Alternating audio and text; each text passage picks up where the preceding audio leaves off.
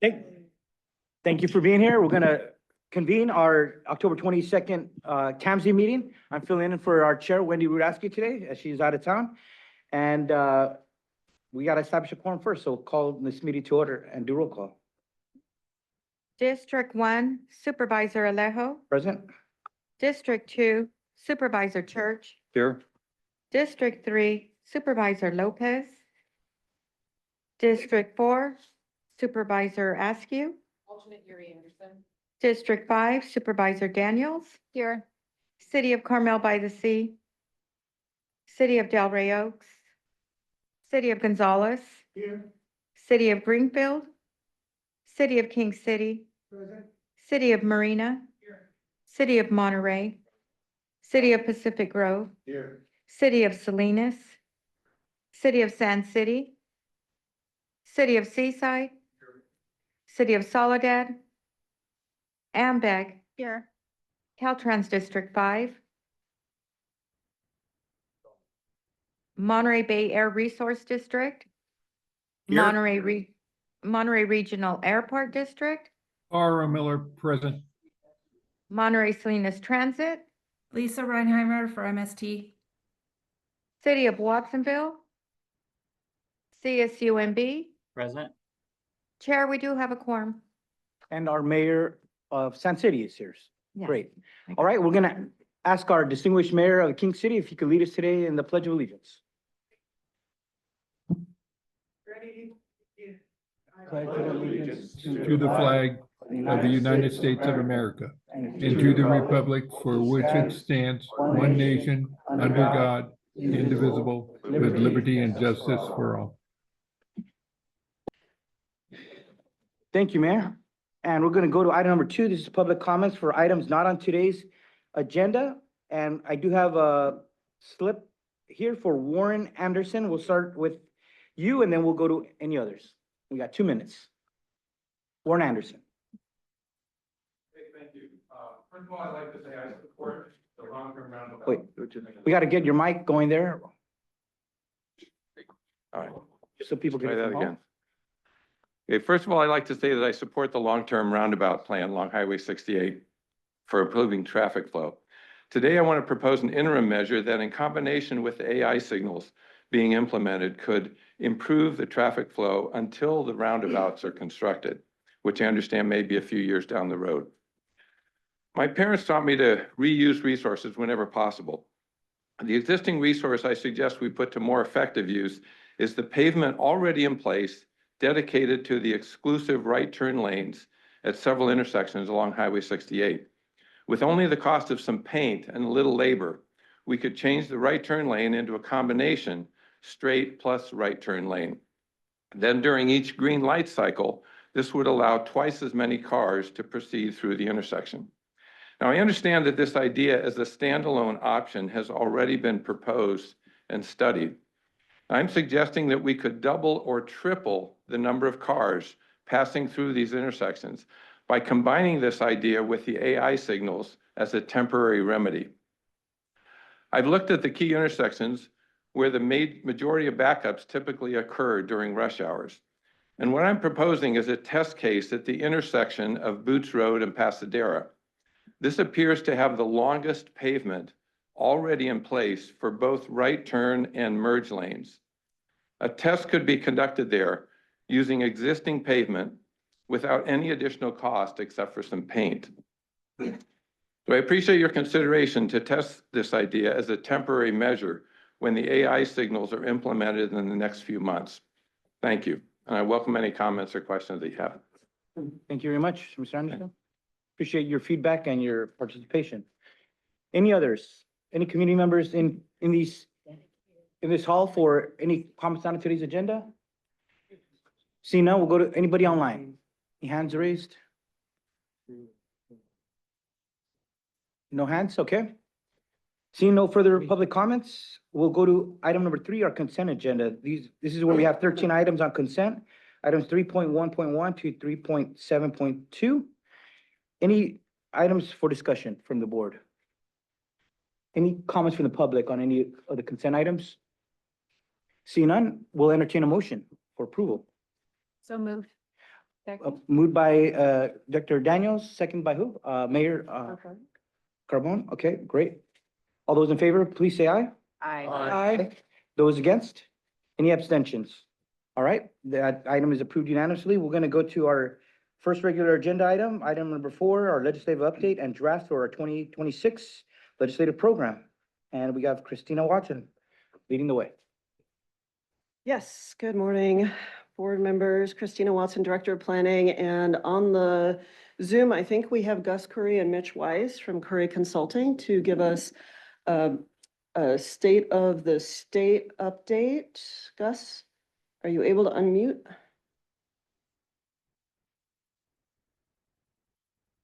And once Gus is done, I will talk about the 2026 draft program. Gus, can we hear you?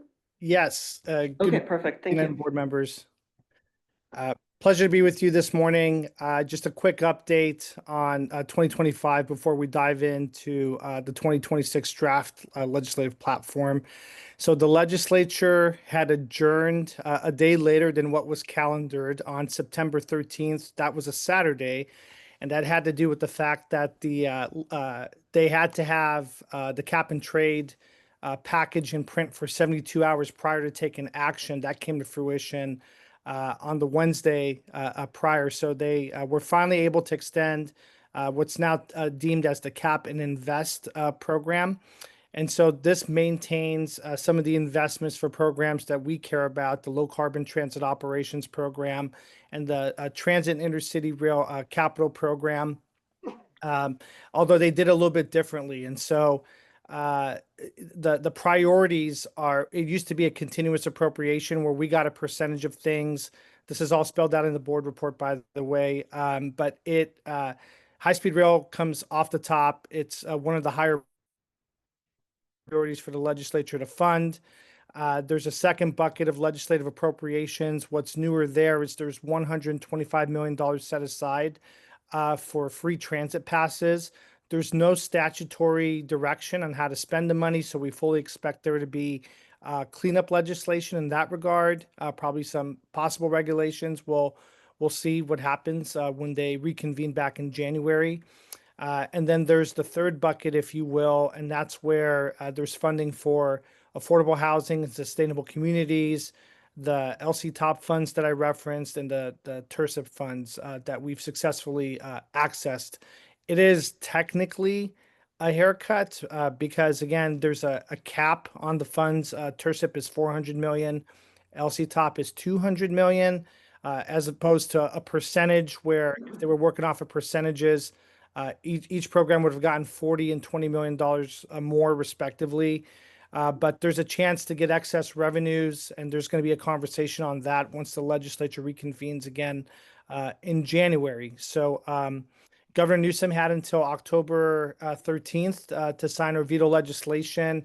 We have a bill matrix of final actions that were taken by the governor, and as they're back on January 5th. And so what's going to happen now during the interim is we'll wait for Department of Finance to get their forecasting for the general fund, whether there's a surplus or a deficit. It was forecasted in June that there was about a $10 to $12 billion structural deficit for fiscal years 26-27 and 27-28. And so we'll see how the legislature looks to tackle that.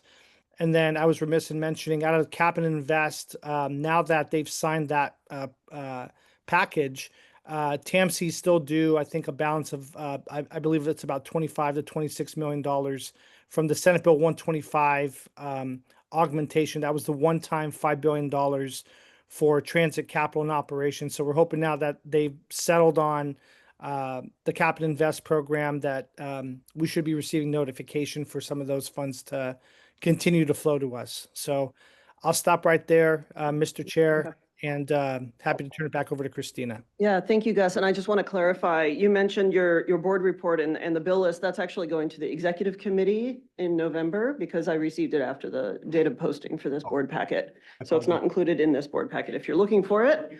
But it will be in the executive committee packet in November. Any questions for Gus before I move on? Yes, so we'll start with Director Labar. Just a quick question on the cap and invest. So the 1 billion for high-speed rail, if for some reason the state priorities change and they'd rather use those dollars for regular rail, does it take a legislative fix or is the flex? Oh, so they can't just say we don't want it this year? Correct, Mayor. Yeah, so that's the one of the top priorities. The top bucket, it's $1.2 billion. And that includes the billion guarantee for high-speed rail within that tier. So then the only thing I would is for us to consider providing Gus as they decide what's going to happen and they do cleanup language to allow flexibility if priorities change within that. So we don't have to go back to our legislators to access that 1 billion if it comes up. So thank you. Great. Thanks for that feedback. Any other directors? Okay, I just, Gus, our legislative program for state priorities is on pages 116. Yeah, I'll be walking through that. Okay, you walk it. Yes, I will be going through that. Perfect. Thank you, Jumping Gus. ahead. He's going to hang out because you have questions right. about those priorities. So the 2026 legislative program is attached as a draft in your packet. The executive committee discussed this and provided feedback on the draft program at their October 1st meeting. And those edits are incorporated in the version that you have before you today. After the discussion today, we will be circulating, if the board approves it for circulation, we will be circulating it to your committees, the Bicycle Pedestrian Facilities Advisory Committee, the Technical Advisory Committee, and the Rail Policy Committee for comment and feedback. And I will also be meeting with our partner agencies, the County of Monterey, Monterey Salinas Transit, City of Salinas, to discuss common issues so that if there's anything that are a hot priority for them, we can make sure to incorporate those as well. And then we will be bringing that back as a final draft to the January Executive Committee and then the January Board for adoption so that we can provide direction to Gus and Mitch going forward in 2026 on the agency's priorities. So starting with the state program, we updated item 6S per the recent board discussion on the road user charge and the potential vehicle mileage fee replacements for the current gas tax source of funding. And we are working on setting up a study session for the board to discuss that further. So we wrote this hopefully broad enough to cover whatever comes out of that study session as direction towards any kind of replacement funding mechanism for the gas tax. So that is the purpose of that item. Item 8S has been updated based on the passage of the cap and invest plan that Gus just addressed. Item 9S was edited to add in specific priorities regarding the implementation of Vision Zero on state, regional, and local facilities. Item 14S has the most edits of any item on this agenda. It adds specific priorities related to complete streets and active transportation projects and supports the inclusion of complete streets elements in disaster repair recovery projects and prohibits the shifting of responsibility from Caltrans to local and regional entities for work on the state highway system network. And then finally, we deleted the old item 15S. There's now a new item 15S, but the old item 15S was deleted because Senate Bill 707 from Senator Durazo was signed into law. And our agency council is preparing a report for committees on the board to understand what the implications of that bill will be to our Brown Act activities moving forward. And I'll pause there on the state program because that's a lot, and then I'll cover the federal program. I wanted, Christine, either you or Gus, just to go over the 15S item on the Brown Act.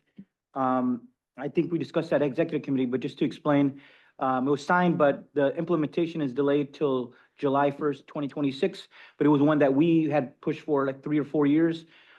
As well as many other local governments, because it made sense that non-decision-making advisory bodies of TAMC and other agencies we serve on couldn't meet by Zoom without having to meet in person. Right, that was one of the elements that technically we didn't actually support this bill because it had a lot of elements we were concerned about. So I don't know if agency council. And I can speak to, but I believe the chair directed to you and Gus, but so let's let Gus go and then I'm happy to comment on it as well. Yeah, I think thank you, Mr. Chair. So very quickly, I think coming out of the pandemic, think there was a desire for additional public outreach and just accessibility for folks. So there was an extension for until 2030 for everyone to meet virtually, and then it sunsets. And then it's also the subsidiary bodies that the supervisor mentioned. So these are non-binding actions. So like for our exec committee, we can all meet virtually because they're not the last entity that takes final action. That's the TAMC board, for example. And so there were some things through the process that were kind of troubling, where like if there was a personnel matter, you couldn't really, you had to provide a lot more detail if it happened in closed session. So that was a little bit awkward, and they wound up striking out some of that language, at the last minute. And then it was just dissemination of the information in alternative languages and such that, we were sort of questioning. So, but I'll defer to legal counsel on additional concerns with the legislation.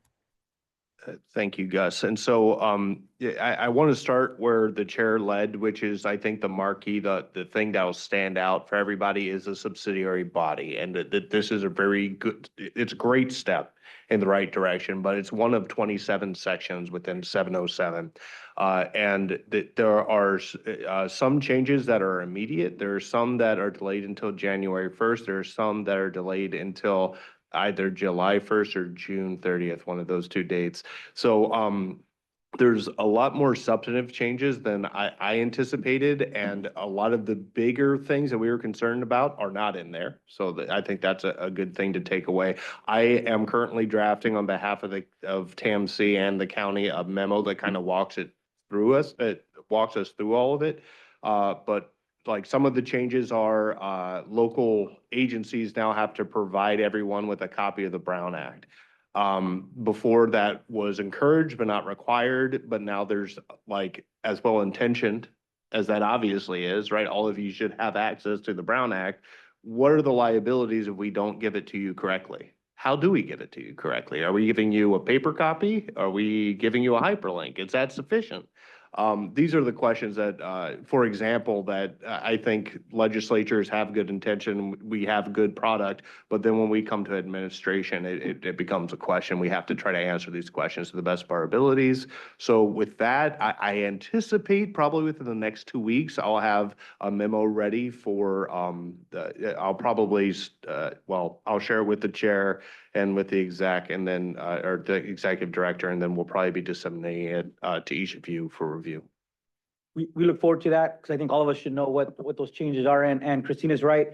There was several bills, but all of a sudden they all got put into the omnibus bill by Senator Durazo, and that's what ended up getting to the governors. But so there's some good parts in there that we supported, but there was a lot of other things that were concerning to local governments as there are new requirements and the language wasn't as clear as it could be. So thank you for drafting that document that we'll receive soon. Of course. Anyone else on this? Yes, Director Sandoval. Thank you. Has there been discussions about ad hoc committees being subject to the Brown Act within that bill? Now, your question is whether there was discussion. I haven't tracked the discussion, right? Just because I think that's kind of more Gus's wheelhouse. So through the chair, I would defer to Gus on that. Yeah, through the chair, I think ad hoc committees are referenced. It's any subsidiary committee, ad hoc committees, I think they're referenced, but I will double check to make sure that that's the case. I can probably do that very quickly. Thank you. But to try to put just a pin or a bow on it, the subsidiary body definition is very broad and probably likely includes ad hoc committee, but I can't speak to the discussions that were had. But this is within the bill, and between Gus and I, we'll get back to you. Does that sound good? All right, thank you. Others, Director Labar. Thank you, Chair. Regarding item 15S, I would ask that on the definitions or the examples portion for air mobility solutions, if we can include electrified or hybrid passenger jets. There is a couple companies that are working nationwide to connect rural communities with these electrified jets for passenger service that take off with their batteries, so there's no noise, which allows the use of for like airports like ours to become a hub. So I don't know how that language would look, but it does fit within the infrastructure portion because of the charging needs. Yeah, I mean, by my read, it is kind of covered because we have an EG versus like a, it's not exclusively for air taxis and autonomous aerial cargo. It includes that. So I can massage the language for the EG, or I can add For in the EG specific portion language of it, about. because I think I'm definitely, when I see air mobility, I'm thinking the air taxis, the Jobies, the Archers. This is an actual 75 to 100 seater passenger jet. And so to get that in the mix, I think is important. Thank you. Thank you, Chair. Great. Others? See no other comments from directors? Any comments from? Are we gonna, you got more on your? Yes, I Let's go will. federal, then we'll go to all public comment at the end. Okay. All right. Okay, so the federal program, I don't have nearly as many changes. And there is a federal legislative update attached in your packet. We don't have any news since then. Everybody knows federal government's shut down. But we do have a few minor edits to the federal legislative program for 2026. We added under item 2F, reference to the Buy America rule. Item 3F is just an update to the grant program name to what is currently being called. Item 5S, we added a resiliency to the item per executive committee discussion, in addition to climate resiliency. And the only new item is item 13F, which is related to adding complete streets items to disaster recovery projects. And that is all I have on the federal updates. All right. Comments from directors on federal? All right, see none. You done, Christina? We could go to public comment? Yeah. Okay, want to welcome our council member Ortiz. Thank you for joining us. Any public comments on either state or federal? Okay, let me just finish public comment. Yeah. Any comments from anyone in this room? Anybody online? Okay, see none. Let's go back to Gus. Thank you, Mr. Chair. Just quick context. So, and I very much appreciate all the work that TAMC staff did in collaborating on putting this draft together, as always. And your feedback is invaluable. I just want to point out too that we try to craft the platform in a generic yet intentional fashion so that we can give you maximum flexibility to influence policy for better or worse. Like if we like something, if we don't like something. We really do use this as sort of our roadmap when we advocate on your behalf. The one thing that I just want you to also kind of keep in mind is that there could be an outside chance. We always look at what the governor introduces by the Jan 10 deadline in his budget. If there's anything of consequence, it's usually covered by like the top items with respect to funding and such. But just, keeping in mind that, there might be a suggested tweak, perhaps, down the road that, we always want to try to consider so that we're accurate in our advocacy on your behalf. Great. Gus, I appreciate the work you do for us in Sacramento. Thank you for that. And for Ms. Watson, we need to approve this for distribution to the committees for comment? Yes, please. So we can have a motion to that? Make a motion to Move- approve and forward to the subcommittee. Moved by Director Smith, seconded by Lopez. All those in favor, please say aye. Those against, abstentions, motion carries unanimously. Thank you very much. We're going to item number 5 to receive an update and provide input on the funding proposal for the 2026 Regional Transportation Improvement Program. And we have Ms. Strauss. Good morning, Chair and board members. My name is Janneke Strauss. I'm an Associate Transportation Planner with TAMC. And today I'm going to present to you the 2026 Regional Transportation Improvement Program staff proposal. So just to start with a little bit of background, the State Transportation Improvement Program is funded with state and federal gas tax funds on a 5-year fund cycle. The fund cycle that was approved by the California Transportation Commission in the fund estimate, that was approved in August is for fiscal year 26-27 through fiscal year 30-31. Monterey County's maximum target is $24.3 million. This represents the maximum amount that the CTC could program to the county. Every 2 years in December, regions submit updates to the STIP, to the State Transportation Improvement Program, as the Regional Transportation Improvement Program, the RTIP, which gets adopted by the California Transportation Commission in March the following year.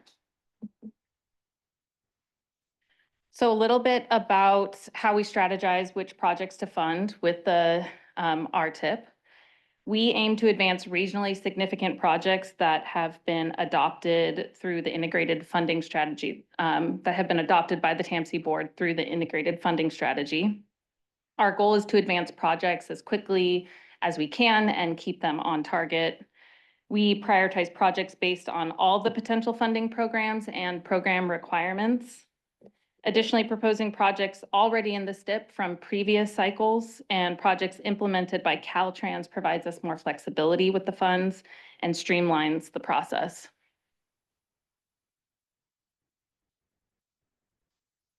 So now we'll go over the projects that we're proposing for this year's RTIP. The first is the Scenic State Route 68 Corridor Phase 1. The final design of this project is already programmed in the STIP with $23.5 million in fiscal year 25-26. Caltrans notified TAMC staff that only $9.9 million would be needed to complete the design of Phase 1. The remaining $13.6 million cannot be shifted to the right-of-way phase, but the funds will be available in a future STIP cycle. The initial estimate for the construction of Phase 1 is $69.6 million. $6.3 million of the STIP currently programmed in fiscal year 27-28, along with another $6.3 million of Measure X funds. At the October Executive Committee meeting, staff proposed replacing the $6.3 million of Measure X funds, so that's here, with an equivalent amount of the 2026 STIP funds as a match to the $57 million Solutions for Congested Corridors grant application. But because the STIP funds from the design phase cannot be shifted to the right-of-way phase, staff is proposing to fund the right-of-way phase with $8.9 million of Measure X, $1.5 million with the SB1 Local Partnership Program formula funds, and the remaining balance with the 2026 STIP funds here. To keep the project eligible to request construction funding in the upcoming SB1 grant cycle, Caltrans needs to begin the right-of-way phase this year. Since the 2026 STIP funds won't be approved until March 2026, staff is proposing to use Measure X until the STIP and Local Partnership Program funds are available. Using the 2026 STIP funds in this manner will require concurrence from the CTC that the 2026 STIP can be used on a phase of the project that has already started. And absent that concurrence, staff would propose using Measure X to fully fund the right-of-way phase and shift the 2026 STIP funds to construction.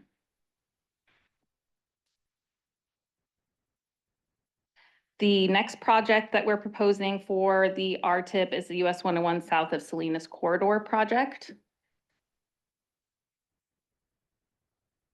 This project is currently programmed with $9.9 million of STIP funds for the environmental phase, along with $8.45 million of STIP funds programmed in fiscal year 24-25, with $8.55 million of Measure X funds for final design. Caltrans staff provided an updated cost estimate for final design since the STIP proposal was reviewed at the October Executive Committee meeting. Staff is proposing to replace the $8.55 million of Measure X funds with the 2026 STIP funds with an additional $2 million based on the new Caltrans estimate. So that's this here. Staff is also proposing to shift the final design phase funds to fiscal year 26-27 to match the current project cycle schedule, excuse me. I'm sorry, Yannicka, could you clarify, that's for the Chular interchange component only? Mm-hmm. So just make sure that you understand. Yeah, okay, thank you. So finally, we are proposing to add a project to the STIP program. This cycle, we're recommending adding the Pajaro-Watsonville Multimodal Station. Great. This project received 2.2 million in fiscal year 23-24 from the Transit and Intercity Rail Capital Program for the environmental phase. The design phase of the project will begin in 2028 and is estimated to cost $8.8 million. Estimates for the construction of initial service for the Pajaro-Watsonville station is $86 million, with an additional $29.9 million for the whole vision service. Staff is proposing to program $8.8 million of 2026 STIP funds in fiscal year 27-28 to fully fund the design phase of this project.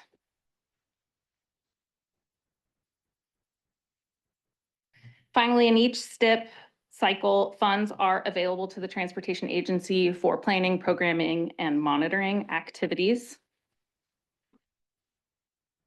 The agency has $340,000 in new funding available for fiscal years 26-27 through 2030-31. Funds are programmed in 26-27 and 27-28 through the 2024 STIP program. So staff is proposing to include $170,000 in 29-30 and $170,000 in 30-31.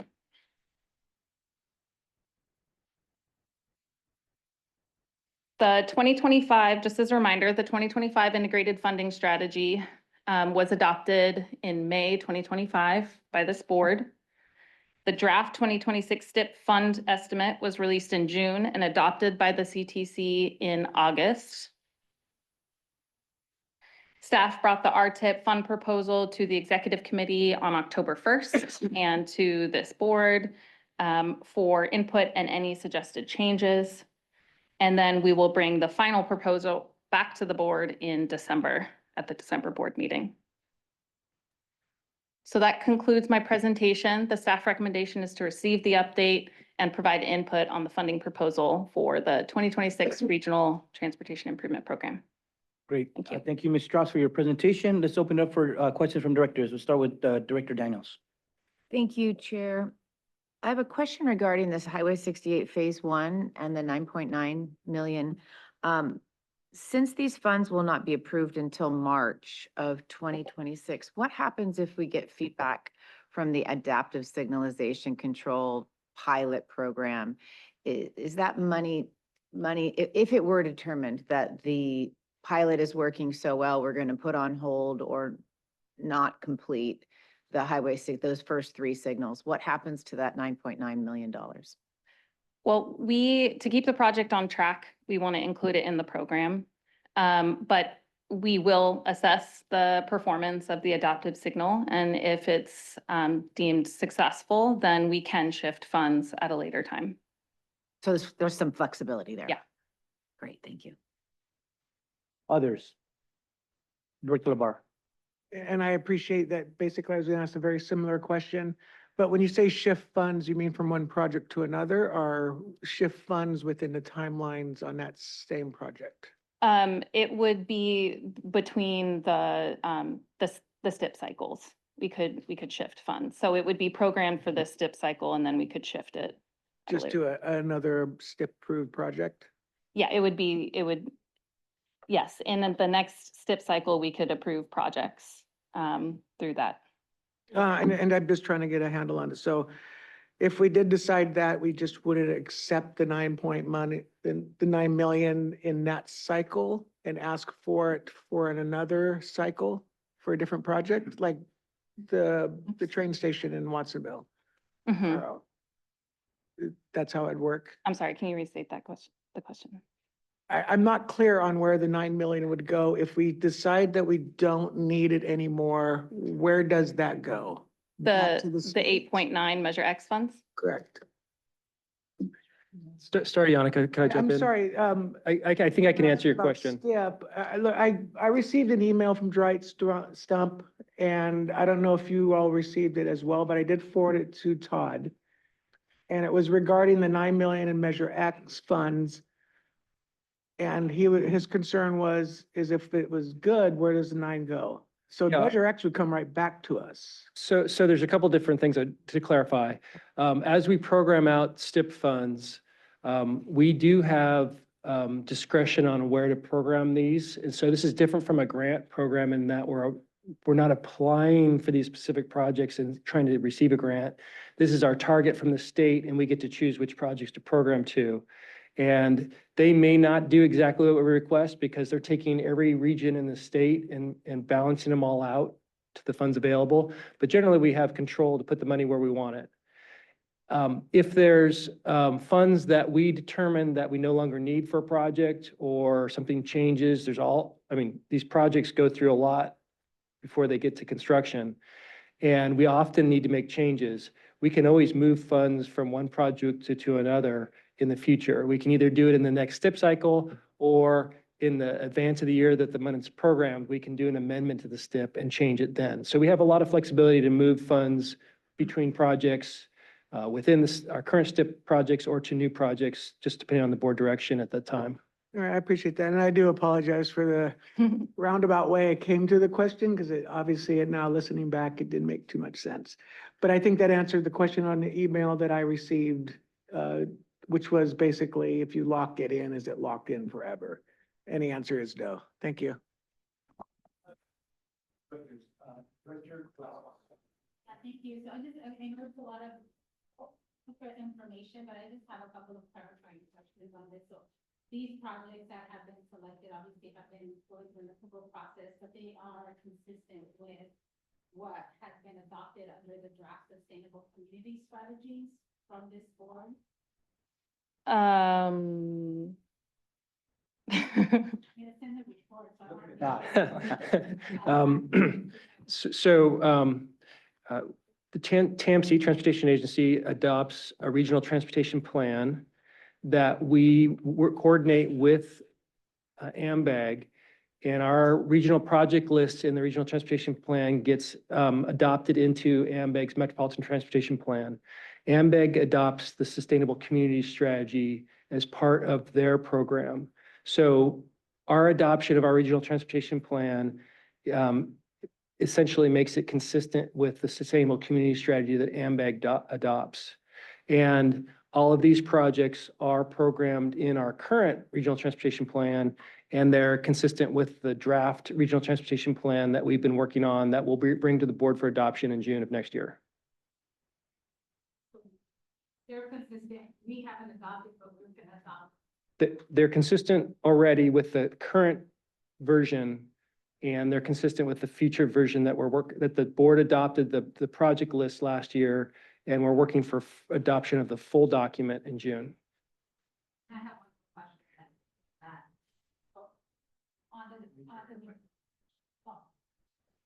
Thank you. On the report, it also talks about, well, that's loud. Okay, on the report, it also talks about the other funds that we're waiting for 2930. Can you just, and 3031 that we have to the funds that will program for additional qualified projects for the 340. So can you just clarify that? Because it states that we're going to be proposing to program those funds 170 and 2930, and then 170 and 2030 31. So those are not part of this. Those will be coming back to the board for. No, those are part of this proposal. Those are for the planning, programming, and monitoring activities. Is that what you're referencing? Yes. Yes. So where are those in a part of this? Sorry. So that's 29, 30, and 30, 31. Those are the funds that we're proposing to program as part of this proposal. Oh, okay. So, but it's not to a project yet. It's just part of this. Well, the planning, programming, monitoring activities goes to TAMC. And that's for regional transportation planning, including the development and preparation of the regional transportation plan, project planning, including the development of project study reports or major investment studies conducted by regional But agencies, it's not et for a cetera, et specific cetera. project. Correct. Got it. Okay. Thank you. It gets programmed into TAMC's overall work program for staff activities. Got it. Thank you. Other directors, yeah, thank you very much. I want to go back to the Salinas 101 microphone check. South 101 planning phase. I noticed that we have in front of us, you are invited, and that's the Caltrans District 5 outreach for Chular and Salinas, which is great. So my question is, I know this is the planning phase, and I'm wondering, are we connecting this to assist Caltrans as they do the outreach so that the public knows that that project is in the planning phase, the stakeholder outreach phase, but we don't yet have a solidified timeline of when the construction will really take place? So 2 phases here. What is the timeline, if you could just remind us, in terms of when the state will be able to get to the point where it's fully funded and construction starts? And is that incorporated in the stakeholder? Because I'm sure that's going to be the first question. If I'm living in Chular, I'm going to want to know, sounds great, when? But it's lead time. The stakeholder outreach is lead time huge. So if you could give me a sense of how we Todd, would you educate like the to public. respond? I don't have that information. Sure. So Director Smith, you spoiled my director's report. We have a flyer on your dais that mentions the 2 public meetings that we have scheduled for the 101 South Salinas project. One is tonight in Chular, and the second one is a week from tonight in Salinas. So these are just ongoing public outreach that we have as this project's developing. It's currently in the environmental and preliminary design phase, and that will take another 1.5 years to complete. And that's where all the design really gets finalized, and the environmental analysis of the various potential impacts of that design get evaluated before a preferred project gets adopted. So as we look at funding for this project, we're looking at focusing on the Chular interchange first, and prioritizing that for the next cycle of SB1 funds, which we'll be working on for an application next year. So what we're really focused on is getting the environmental document completed in time to be eligible for the SB1 cycle. The target for construction is about, I believe it's 2031 to start construction. 29 is the target, right? Thank you. I was wanting to say 29, but I just felt like I was going to get in trouble. No, I missed it. Thanks, Doug. It's so funny because I'm always the one who's complaining about it being so long, and now I added time. So we don't know. The key there is you have to get the SB1 grant and knowing when you'll be able to actually start construction. But all of these efforts set it up for that grant to be able to get the funding for construction. Yeah, and thank you. And the reason that that's important is when I get my friends that call me from Salinas and say, yeah, it's underway. Okay, when is it going to start and when will it be done?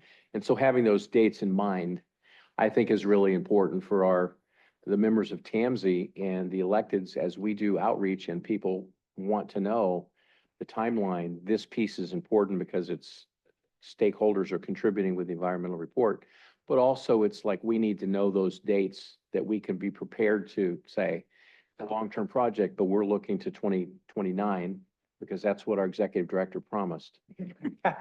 And but it's good news to celebrate this, and it's good news to say that we're on track to see some significant responses to a community that so desperately needs the improvement. So I just wanted to highlight the projects do take a long time, but we have to be able to support the effort and say why it takes so long.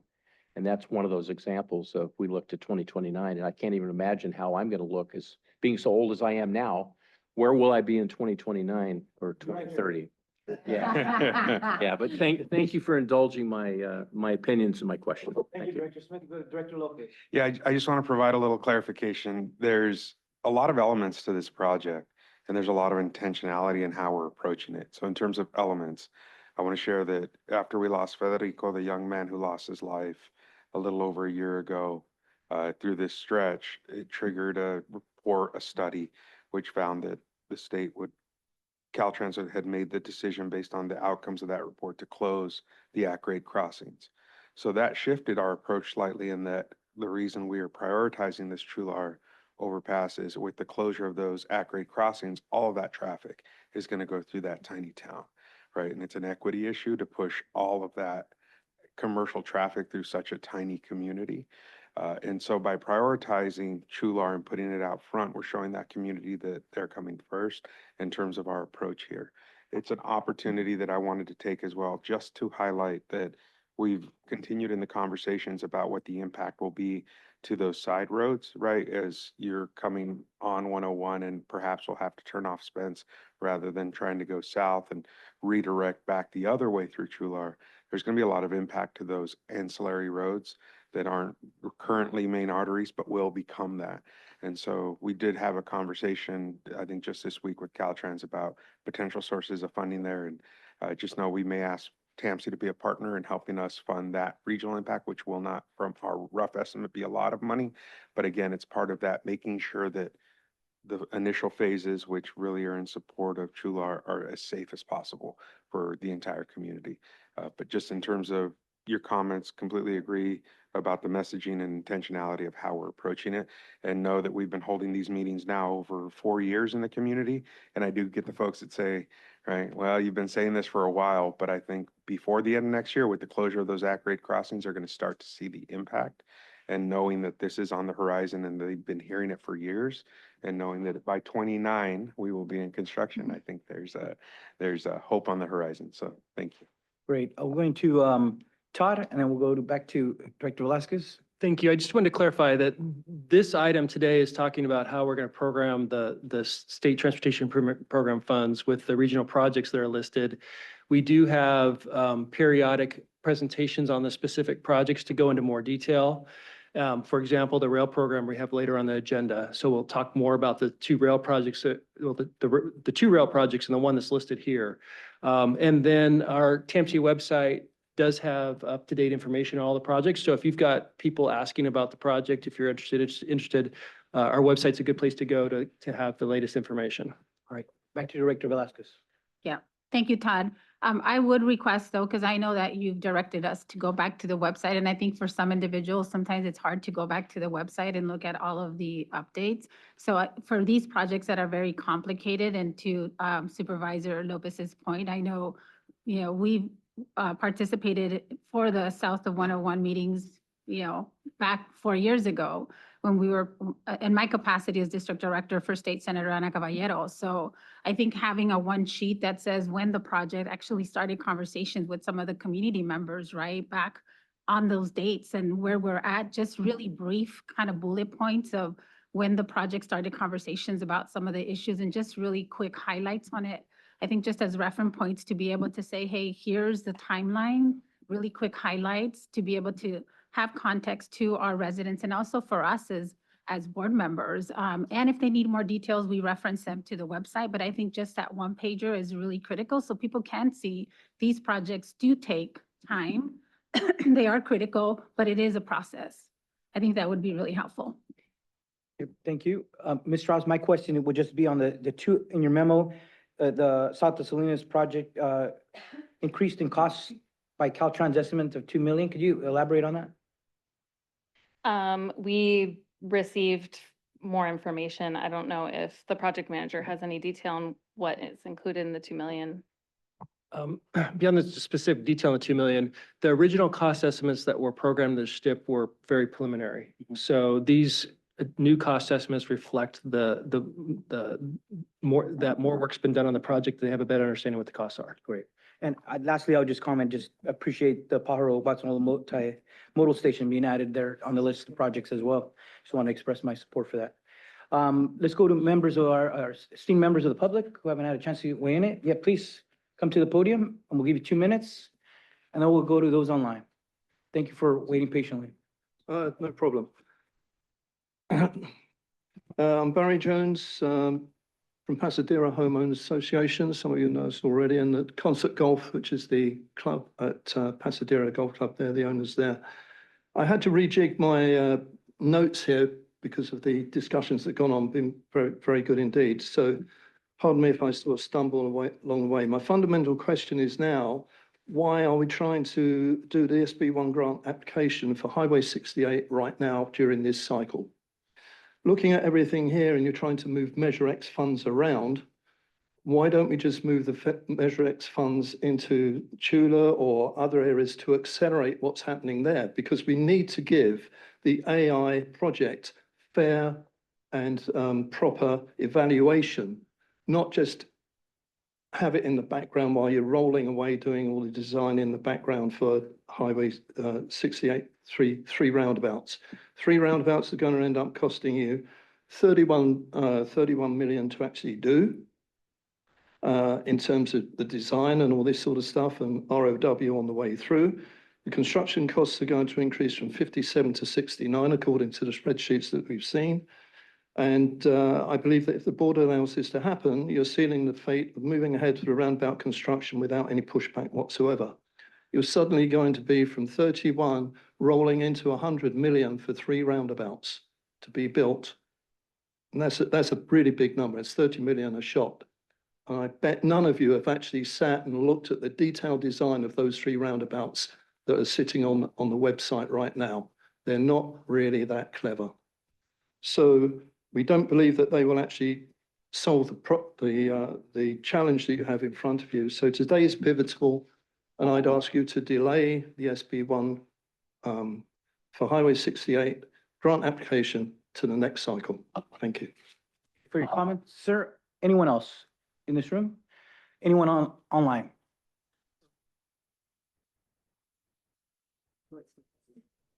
Okay, we got somebody online?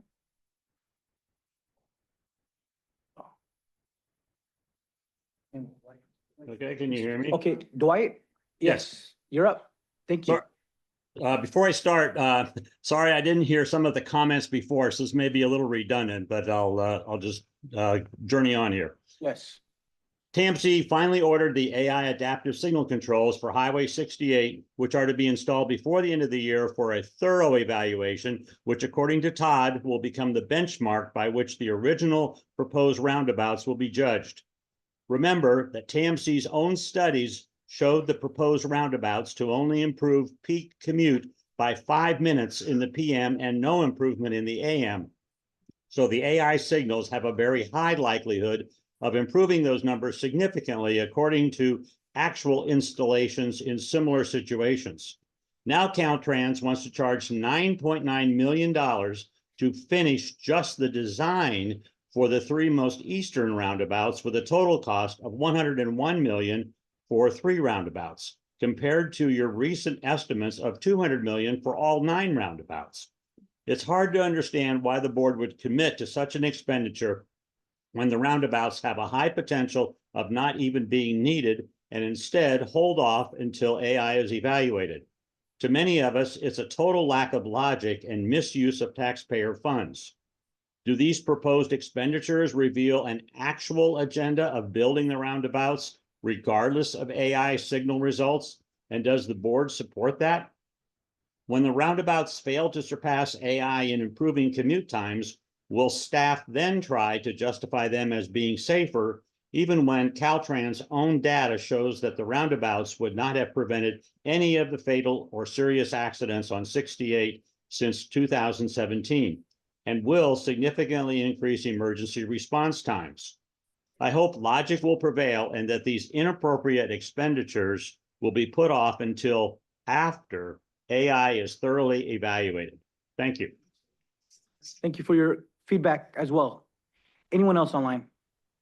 I don't see any other hands raised. See nobody else in the room.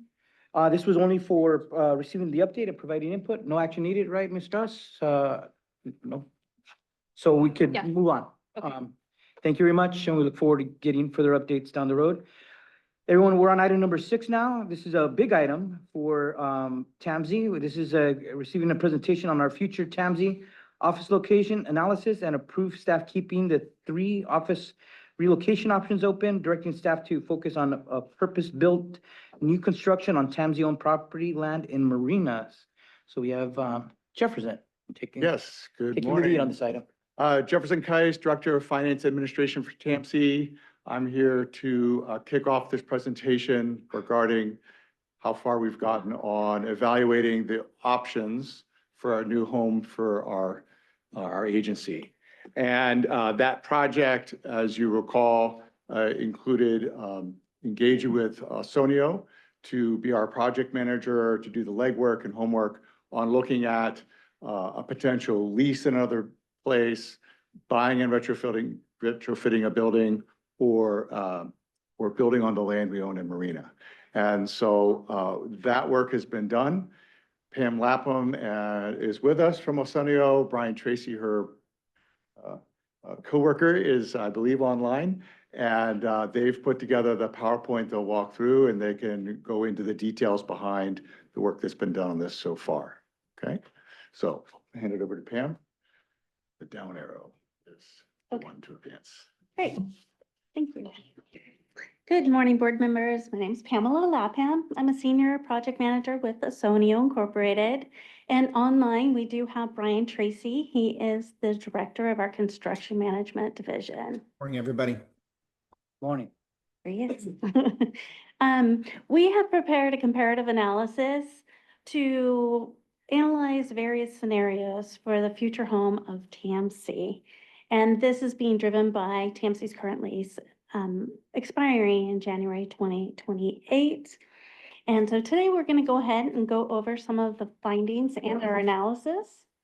Our task was to compare and evaluate different office space options, and this included developing a timeline, defining and refining alternatives, and doing a comparative analysis of the alternatives.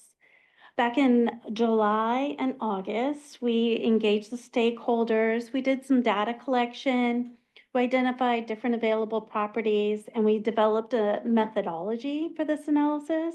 And then in September, we prepared the report, and here we are at the board meeting. For the timeline, this, in order to meet the TAMC's lease expiration, this is kind of the timeline that would need to happen. You would have to be in design, and this would include approval as well between November and May of 2026. You'd bid and procure any improvements between May and July 2026. Then you could have construction July 2026 through November 2027 and move the end of December, January 2028.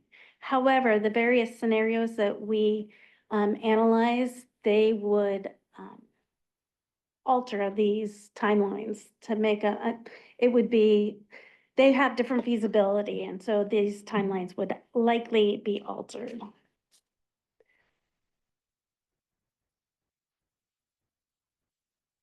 Whoops, sorry. The alternatives that we originally were analyzing did get modified. We're originally going to be analyzing leasing as office space, leasing or purchasing a building that is being developed by a third party, purchasing an existing building, and developing a new building. Now, the leasing and purchasing a building developed by a third party, there was a specific property in mind, and during our analysis, that property was sold. So that no longer became a viable option.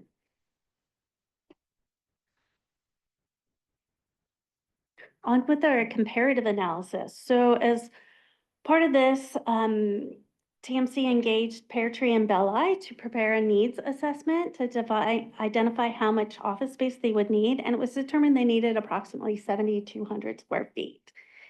As part of the analysis, we used a data-driven evaluation criteria to evaluate the three scenarios: the leasing the existing building, purchasing and renovating an existing building, or constructing a new facility. And constructing the new facility, we analyzed a couple different locations, both the TAMC and property owned by Shea Homes. We then analyzed key trade-offs like schedule versus cost versus long-term flexibility. We did a couple surveys to establish criteria to evaluate these alternatives, and the survey results were then weighted, And we also categorized them, and those categories were further weighted in order to allow us to score the different scenarios and guide our recommendations.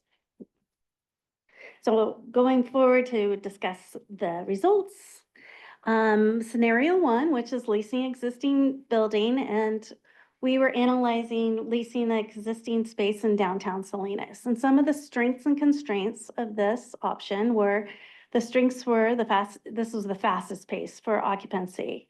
It had low upfront costs and fewer entitlement and permitting risks. Some of the constraints, though, were that it was subject to high, your leasing rates increasing over time. You had limited space over your renovation, limited control over your renovations. And unfortunately, there were no suitable spaces available. If there were spaces to become available in the extreme near future, you could possibly meet the mid to late 2027 deadline. And we anticipated that the lease costs would run about 160,000 to 200,000 per year, and the renovation costs would be about 1.5 million to 1.8 million. As we move on to scenario two, we did analyze a specific building. This building is located at 584 South Main Street. It's a 5,352 square foot building. Some of the strengths of this building were that you would have ownership and control over it. It had ample parking and it had a somewhat reusable layout. However, you would have to do an addition to accommodate a boardroom. And that addition would be about 1,475 square feet. Some of the constraints were the upfront investment you would have to put into the building. You would have to purchase the land, the building, and you would have to pay the renovation and addition costs. There also would be a longer entitlement and construction timeline compared to just doing a lease renovation. And you would miss your 2027, end of 2027 deadline, and it would require a lease extension. We anticipate the timeline for this alternative to be mid-2028 to mid-2029, and that's dependent on how long the entitlement process would take. And the purchase and construction price was 5 to 6 million. What's there now? What building? Is that an old bank or? I'm gonna show you. Great. This is the image of the property. It's the former home of Old Republic Title and Morgan Stanley. It is adjacent to Salinas High School. And it's currently occupied by Salinas Union High School District, and their lease is up in January 2026. So the next scenario we analyzed was the new building on the TAMC property. And this would build a 7,200 square foot new facility. The strengths of this scenario was you had a build-to-suit building and you had no land costs you would have to invest in. It's located near Highway 1 and Emgen Parkway, shops, and future transit centers. Some of the constraints are it had the longest timeline. It also, which would require a lease extension. There also are some environmental and regulatory risks, and water allocation is uncertain at this time. There also are potential high infrastructure costs because this property is located on the former Fort Ord. It's likely that we would have to upgrade the existing utilities there. So the timeline for this was projected to be late 2028 to early 2030, and the construction cost was estimated to be about 3.2 million to 3.6, plus the infrastructure costs. Here's an image of the TAMC property. It's actually 4 different parcels. The parcels total about 12.43 acres, I believe, but part of it is a right-of-way that is not developable. So you had just a little over 12 acres that were developable. And we did also put some building site options on the parcels. This is located, if you need some orientation, there's the VA clinic right over to the right of this parcel. in Marina. And there's the two different building site options. One thing that wasn't on the slide with the constraints is there is a 100-foot building setback from Highway 1, and that setback kind of goes right along the frontage of option B building site. Option A, you have a little bit more room to bump out the building to be a little bit more square if you wanted to. So those are the options there. Then we had scenario 3B. This is also building a new building, but this would be on property that Shea Homes has. They have 3 different sites that are designated for office use. Some of the strengths of this is you would have, again, a build-to-suit building and close to services and transit. You would have less regulatory hurdles and utilities would be probably brought to that site compared to the TAMC site. Some of the constraints are land acquisition would be required. This would cost time and money. It would miss your 2027 timeline and require an extension of your lease. And it's the highest cost option. The timeline we estimate for this would be late 2028 to mid 2030 for the move. And then the purchase and construction costs were estimated to 8 to 13.6 million plus any infrastructure costs. And here's an image of the 3 different sites that Shea Property has that has office designation in it. Sites 1, 2, and 3. We identified sites 2 and 3 to be the more preferred sites. Site 2 is just north of the TAMC site and close to the Dune Shopping Center services. Site 3 is down by the Future County office and the Seaside Main Gate. And parcel 1 in that site 3 also is adjacent to the future MST Surf Line Transit Station. So to summarize our analysis, scenario 1 was leasing an existing building. This was the fastest, lowest upfront, but unfortunately there's no sites available that would meet TAMC's needs. Scenario 2 was to purchase an existing building. This would provide full control over the site, but it's costly and it also misses your deadline.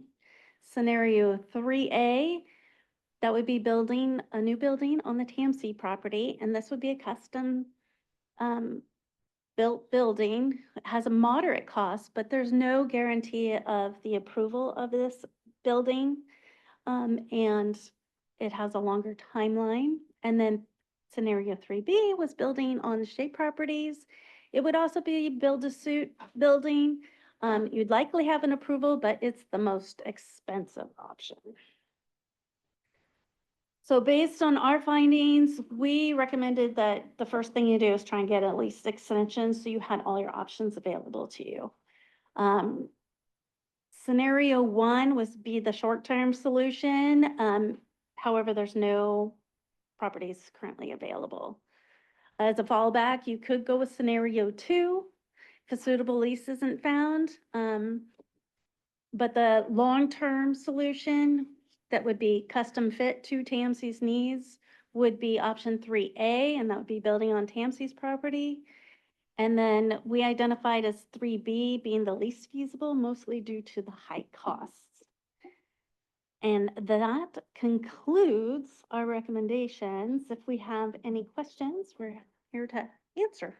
Great. First of all, Pam and Brian, thank you for all the work you've done for us and our staff, Jefferson. Appreciate having all the options. And I think as we get more information to vet these numbers better down the road, it's going to help us make the best decision on what route TAMC should go. But before we open up for questions, I want to see if our executive director has comments. Obviously, you've been doing a lot of research on this and kind of what are you looking at as the best viable options at this point in time? Thank you. If you note, the recommended action is to approve staff keep the 3 office relocation options open and directing staff to focus on a purpose-built building on TAMC-owned property in Marina. That's the staff recommendation. I have been talking with City of Marina staff, the city manager, about the different land use constraints to developing on the property. And yesterday, he confirmed that they would support us being able to build the building on the property. So that would still take some action by the Marina City Council, but that's one of the constraints to that option that has to be worked out. So that was a positive information we received yesterday. Water related to that site is that Marina Coast Water District is in the process of augmenting their water supply with the desalination, and that's supposed to be coming online. Is it still scheduled for December or near term next year, Bruce? I'm looking at you because I thought you might know, sorry. But that's my understanding. And we are on the list for that water source, but we would have to submit a project application to the water district before it'd be considered and approved. So it's a step in the process if we continue down that option before we'd have water confirmed for the site. So that's the reason why we are recommending allowing us to continue to pursue the marina site as an option. Supervisor Lopez had mentioned the Salinas Valley Solid Waste Authority site, and I did talk to Patrick Matthews yesterday. So I was a little delayed in getting a hold of him. And they have a site off of East Market that they could possibly accommodate us. So what I'd like to do is to have that added to this analysis, and so we can bring it back for further consideration. But I would like to be able to pursue the marina site concurrently so that we can keep that moving forward. I think that has a lot of advantages from the staff retention component. So that's the background that we have right now of looking at the different sites. Thank you. Great topic on a future Casa TAMC. But I would say, obviously, the TAMC property marina seems very promising. It's an ideal location. There's a lot being built around that location right now. I'm just a little skeptical on the cost, because anytime construction is one thing, contingencies is another, because there's a lot of variables in the market these days. And then just what does it cost to connect sewer, water, other infrastructure, electricity? I don't know if that was factored in that number. And like, so as with the Caltrans number, you get an early preliminary number, and then later when I actually do more investigating, the number jumps up. But we're early still, but I think see it as option. On the option 2, buying the existing building that is currently being used by the school district, are they going to extend that, or are they planning to move out? It seems like it's also an ideal location on South Main Street. It's a sizable building, and it's already, it seems all the work has been done already, since it's already being used as an administrative office for the school district. It seems like the cost to renovate wouldn't be as high. But will the school district extend their lease? It's our understanding from the broker that they will not. It doesn't accommodate all their needs. They actually need a bigger space. Okay. And so it's our understanding that they will probably be relocating to a larger space. And that building is open for purchase? Not yet. Not yet. But according to the broker, it could Could be be. coming Okay. online. All right. So. Great. Thank you for that. And we'll go to Director Labar. Thank you for the presentation. Just want to highlight a couple concerns that I have. So I am the farthest city. Marina would basically, at least minimum with no traffic, 50% increase in travel time, but with traffic that is normal there, it'll probably double my travel time to almost 2 hours. And every city in South County, basically the same kind of problem that will happen. So 4 of the cities within this jurisdiction will be directly affected by moving to Marina. I would encourage you to look around Chular, look in properties that are in county, I don't know what the designation, in unincorporated land, as other opportunities, because I know we have the bulk of our cities on the peninsula, but at the same time, I mean, this has been the central location. I would encourage you to reach out and talk with like Ara, from the general manager for the Water Resource Agency. His office space, I don't know what the square footage is, but there is a lot of empty space in there, and that might become a short-term shift if we can't get an extension in the lease, something like that. Look at those opportunities. And since he's here in this facility, maybe after the meeting, walk over. I can introduce you if you want and see what that looks like, but there might be other opportunities like that for a short-term extension without moving.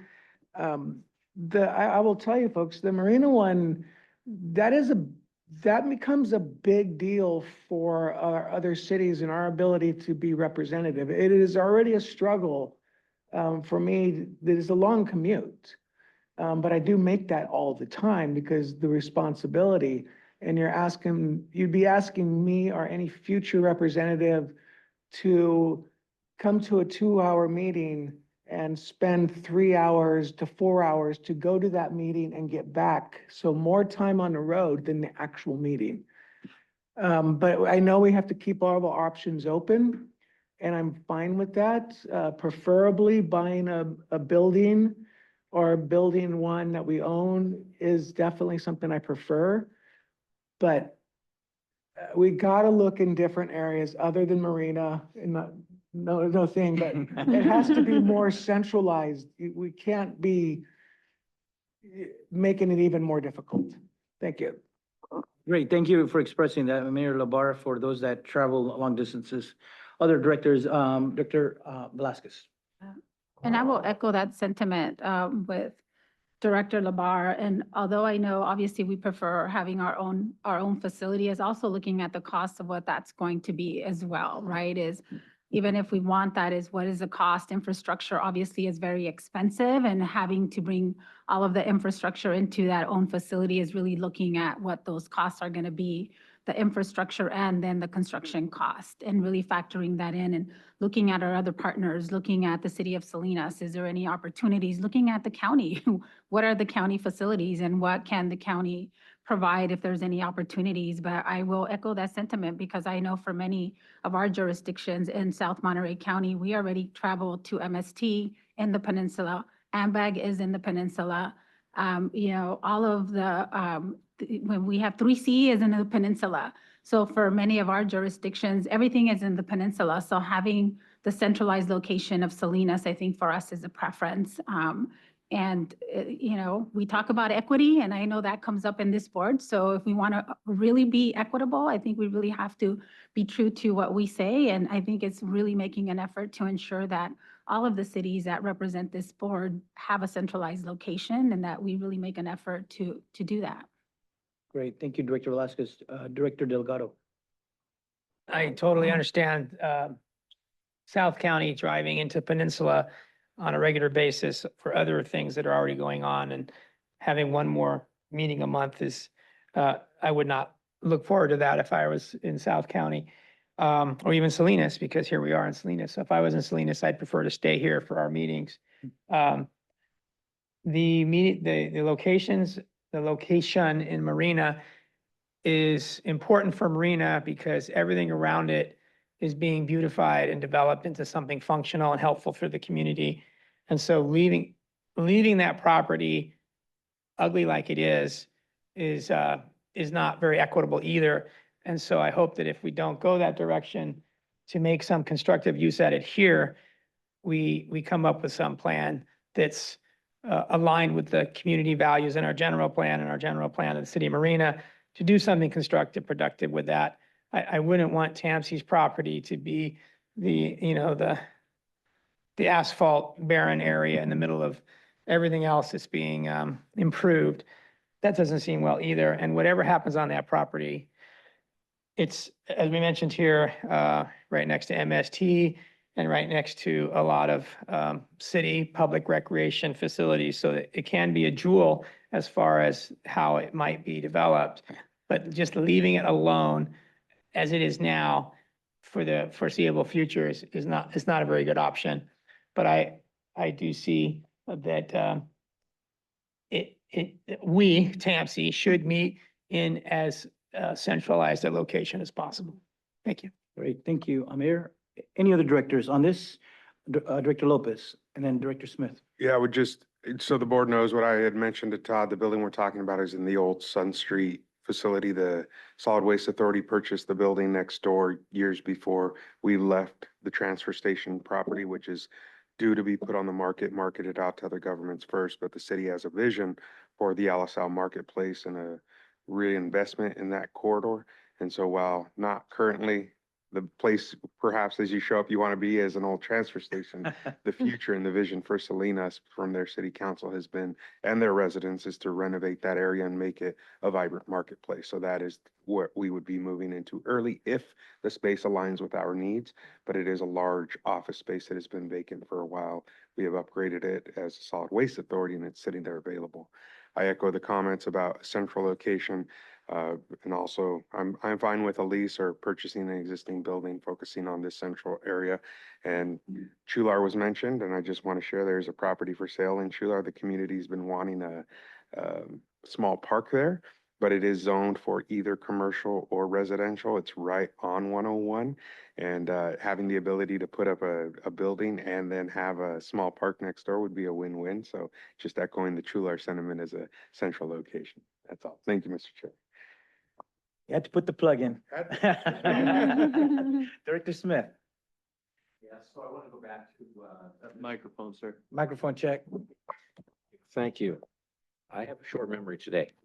I want to go back to the list. So the primary scenario, we have a location that, is it certain that we cannot extend the lease? Have they given us the certainty of there's a hard date move out that we have to for the future occupants? Or is it an extension opportunity? The only thing we know right now is they don't want to have another 5-year term, which is what we've been working off of for the last 20 plus years. Okay. And certainly with the various options that we have, we would go to the landlord and ask for whatever time extension we need in order to transition to another location. That'd be the first option, the easiest option. Yeah. Well, it seems that if we were looking at the marina option, or if we were looking at a purchase of another building, which we deem to be the central location, in all respects, we're going to either have to have an extension or a secondary site to move to. So it seems like that ought to be the priority, that we start the negotiations to extend the lease to at least get us, 18 more months or 2 more years. That then allows us the opportunity to continue to search the field for opportunity purchase, or as we go through the process of determining whether Chular is a great option, or if Marina is the best option because of the cost of the build, because we already own the property. So it seems like we need to buy the time and stay where we're at. So I think that that's the next logical choice, is to solidify at least where we have, gets us to 2029. Because we have to move out December 27. I think we need that extra 2 years. We certainly will be working on that issue concurrently. And what we were wanting to get to this point to get direction from the board to have an idea of how much time we were going to need. But over the upcoming year, we'll be starting that discussion with the current landlord. And if that doesn't work out, we'll look at alternative locations, either temporarily or permanently. Yeah. I'm intrigued about the Salinas site that appears to be too small for a permanent home. That was on South Main, I believe, by the high school. That was about 5,200 square feet. Roughly, yeah. And that's going to be for sale or going to be lease? We don't know. It's potentially going to be for sale according to the broker. They don't, they're under the impression that they will not want to lease again, that they are going to put it back on the market. Okay. But it looks like that is infeasible and costly. Parking is limited, and we would have to vastly remodel. Yeah, there's ample parking, and we would actually probably remove some of that parking to accommodate about a 1,400 square foot addition to accommodate a boardroom. Okay, so it looked from the aerial photo that there, maybe it's the perspective, but was there adequate parking if you carved away property on that parcel to add 1,400 square feet? And then that would still remain with sufficient parking for visitors as well as staff? Yes. Yes. Okay. I think you could get rid of, I think it was like 14 parking stalls and still accommodate the required need of parking spaces. Or something. I think it had like 32 spaces or something like that. 32 spaces. Okay, that's marginal from our staff needs and our board needs. However, I'm intrigued that there's not a lot of opportunity in Salinas with available space. So it seems like we ought to be doing almost a 2-track look. Like, I wouldn't say, well, let's walk away from this because it's too small, but it might be the best central location that has more attractiveness to us, while at the same time, we probably need to get an extension with an option to get out. So if we had an option where, and I know it's difficult for property, they need to know certainty, but we need to have some extension of our current lease with an option to leave with reasonable notice if we decide that this is something that we did want to purchase that is more viable as a central location. So I'm proposing that we wouldn't close the door on this one just completely yet. Right, your feedback? Okay. I don't count down your parts. And I'm blind, by the way, too, so I'll get the county council's recommendation here to turn the microphone on. I kind of want to second Director Smith's view. One is everything I look at here, we're going over the 27 deadline. So, we've got an extension. I mean, that's the first thing that's got to be done. I am more intrigued with this one because I am concerned, as been raised earlier, we go and we construct something and we see a price and it always gets inflated. Always gets inflated. It's going to cost a lot more. Can we go and look at the financials you had on this one? I had some questions on that. And so right now, the space, right now, our space is on South Main is about comparable, correct? A little smaller. This is a little smaller? No, our space is 1,000 feet smaller. It's 1,000 feet smaller. So this is 1,000 feet bigger. And if I'm understanding what's needed here is a boardroom basically added on. How much is the estimated cost of a boardroom? I don't have the boardroom. I do have, well, I have the addition. That's like the 1,400 square feet. We estimated that at $325 to $365 a square foot. So it's like 479,000 to 538. The renovation costs were at $215 to $245 a square foot. So that was renovating the existing building was about 1.1 million to 1.3. And these are preliminary estimates based on a per square foot cost. So what's the estimate, because this isn't on the market, what's the market estimate if we were to purchase this? The purchase price, we were estimating at 2.9 million to 3.5 million. And then we also have soft costs in there at about 1.6 million to 1.8 million. Soft costs? Soft costs being design, construction management. Okay, but that goes all back with just this design. So it's been 20 years that TAMC's been operating out of here as a boardroom, basically? Or not, I'm obviously not Schilling. We hadn't had Schilling for 20 years, but so. But over the last 25 years, TAMC's board meetings have been at various locations around Salinas based on availability. And the reason why we had identified having a boardroom is that each of these meetings, we have to secure the location, we have to come over and set up and get organized in a location that's not nearby our office. And occasionally we get bumped and don't have a space last minute and then we have to go through this fire drill. So when we talked about past with the board, what our ideal scenario would be to have a board meeting at a location. Right, so I can certainly understand that, but excluding building a boardroom here, which we've been able to operate inconveniently for many, many years, decades. If this came on the market, it's the one option that possibly could be purchased and then renovated without a boardroom and be occupied before 27, correct? Possibly, depending Or on the right around that period. entitlement process. So I mean, I think that has to be taken in terms of value, is that this could actually be something we could get into, even though it's not ideally initially. The boardroom could always be added later on as well. Yes, and every building you could move into and probably operate from, but to have this be made into a kind of the appropriate TAMC office, it would require renovation. And I understand that, and that's where I think, Ed's suggestion, we got to get the extension done.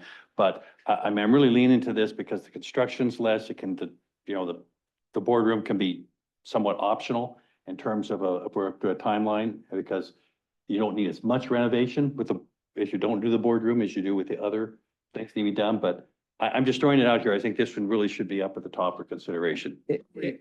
I'm sorry, and I'm not arguing against that. It's just that this building's not on the market yet, and we don't know what it's going to be on the market for, and we don't know who else might be competing against us for it. So it's one of those things where I don't disagree with you at all. It's just we don't know until we get there. That's why we're keeping our options open, but point well taken, Director Church. Any others? See none, we'll go to our esteemed members of the public. Any public comments? Anybody online? All right, seeing no hands raised, this was, the staff wanted just to approve, they wanted direction to keeping the 3 office relocation options open, and directing staff to focus on purpose-built new construction on TAMC-owned land. So it's basically keeping all the options open, right? Right. When will this come back to us for next update? I am not. It's a We don't- timeline. We don't have a date yet, but now that with a timeline in mind, we can speak to our landlord about what an extension looks like. The ownership of our building has changed since our current lease extension. And we were told at the time that there would not be a further renewal. So maybe an extension is an option, but we don't know yet. So Todd, the question, just so all our directors know, when will this come back to us? Will it be early next year when we talk to the current landlord and we get further information about all the options? When will we hear a next update on this? It will be early next year, and this will be a topic that will become more and more urgent as we get closer to the 2028. So until we kind of pin down an option, we'll be bringing this back to the board periodically as frequently as needed. Okay, can we, Director LeBar, before? Yeah, you- just Chair, any just motion? for clarification, we are gonna need a motion? Yes. But I do want to add, for clarification, we've had input from South County cities, we've had input from Supervisor Lopez that are in addition to the 3 options. I'm fine with keeping what we have, the 3, but as long as incorporated within that motion is looking at the Chular property, understanding the concerns from the South County cities of the desirability of a more centralized location and how that would factor into the eventual property decision. So it's more than what was stated in the staff report. When we brought this to the board earlier, we had a discussion about locations, and that's how we came up with these alternatives that we had been looking at.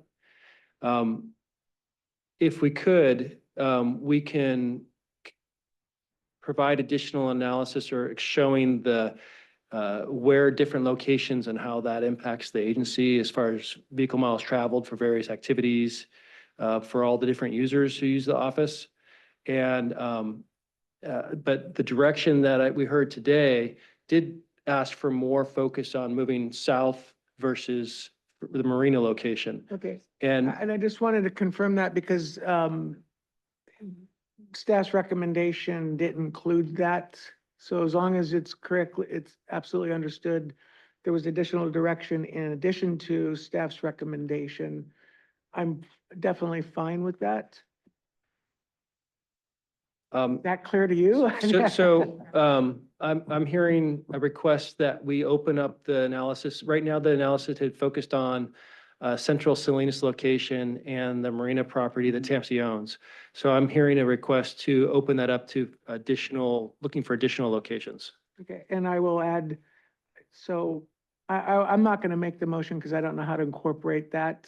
But I will add just one more caveat, and that was what Supervisor Church mentioned. is that the need for the boardroom. I understand the explanation. But if it ultimately is determined that Marina was the most desirable, most cost-efficient place for the new TAMC building, that it be also included that there be a centralized boardroom, and whether you have to make an agreement with the county on securing this or not, that could be a way to modify, to or at least take away our concerns on the additional drive time. Mitigate it, yeah. So if whoever wants to put that all into a motion, I'd be definitely Director- willing to support it as a second. Director Labarge, why can't we just say, because there was a lot of discussion, obviously, and there's still a lot of recommendations, and there's still a lot of there's still a lot more information. So I think today we heard different options, but there's still a lot more that needs to come back to the board with additional alternatives and additional sites that were discussed today. So can we just, for today's purpose, come back to the board with more information on the different options presented with additional sites based on the discussion of the board today, and with some of the preferred locations with the extension that was provided, and also with the specific Salinas site, if that's an option. I would recommend moving forward with the staff recommendation, but adding additional options that we haven't considered, because you said you were gonna get information on the Salinas Valley Way site. I don't think that's the most ideal site if we're trying to find a new home. But just so we could vet that more, and Chular vet that more, we could bring that back next time just to have more information. And then to also consider a hybrid option, right? Where if we look at a new office, but a centralized location for our meetings, that was another factor that wasn't presented clearly here, but it could be an option that would, we could take that into consideration to address the concerns for folks that are traveling a long distance. Thank you. I will make that as a motion. That's a motion, and is there a second by, I have a question. I'm happy to second it, but I was Okay. gonna make the motion, Second. just, if he could just restate the motion, that'd be great. okay. Oh, no. Okay. I would say the motion is to adopt the staff recommendation, but also include bringing back additional information on the added sites that were mentioned earlier, and also consider a hybrid option for a new office location and perhaps a centralized meeting location. I have a question though, before we adopt that. Because staff recommendation was that we move forward with the staff recommendation included that we move forward with the construction of the marina site. No, it was keeping the three relocation options open. But to focus on the marina site. Hmm. in Marina. Yeah, so I just want to be clear, because I think that was, So that's not in the motion, though. Just keeping the three options open. This is gonna come back early next year. okay. Yeah, Okay. I certainly understand what the board's asking for, Mhm. so, Okay. but the focus on the marina side, I think you take the focus out, but just continue to pursue the Yeah, marina that's side. one option of the three. Yes. Yeah. Okay, perfect. Okay, so I'll amend the motion to remove those three words. Yeah. That will Keep not the focus on, okay. Just to clarify, Motion, second by Delgado. Now further discussion on the Just motion. like the motion restated, because it's still a little bit unclear, but we're getting close.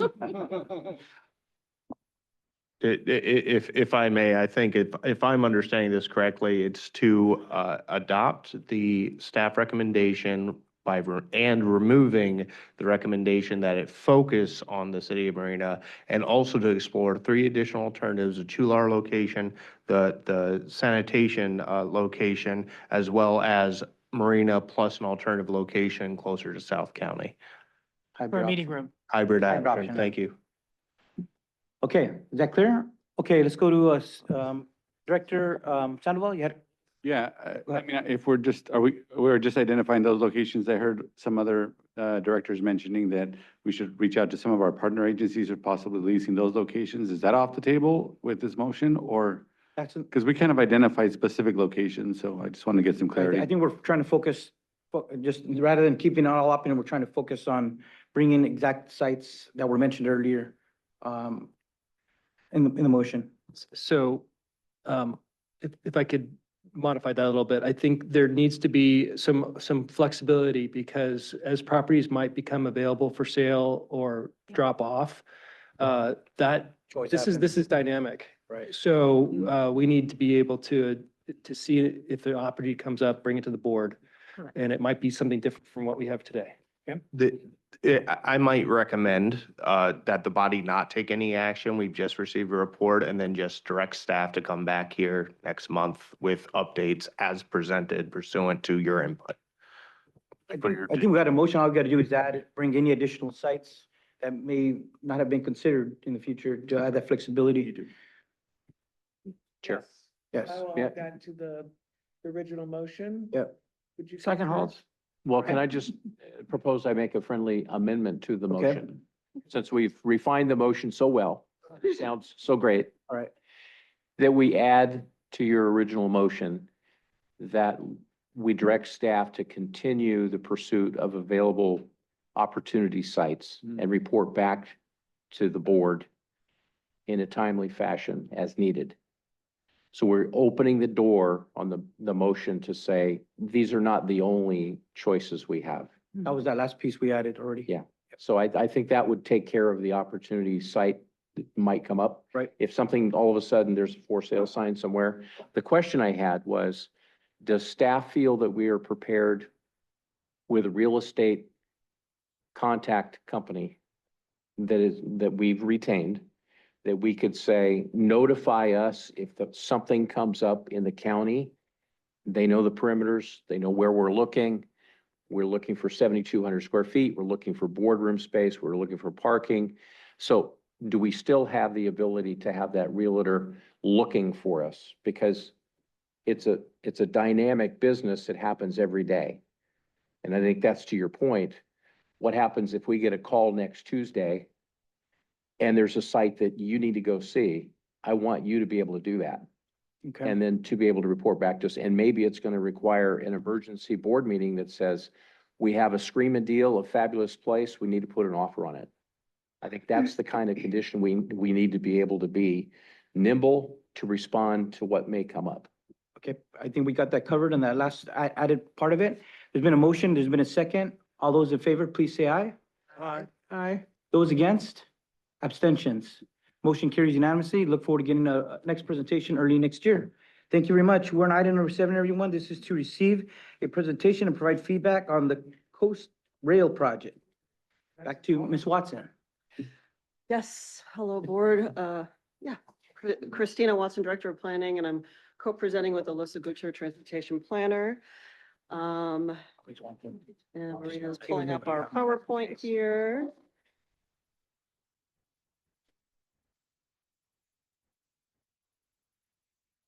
So it has been a minute since we've last presented an update on the rail program to this full board, but your rail policy committee gets monthly updates on all of these projects. So if we can start at the beginning, that would be great. It's the last slide, spoiler alert. Should we start here? Basically backwards. It's just-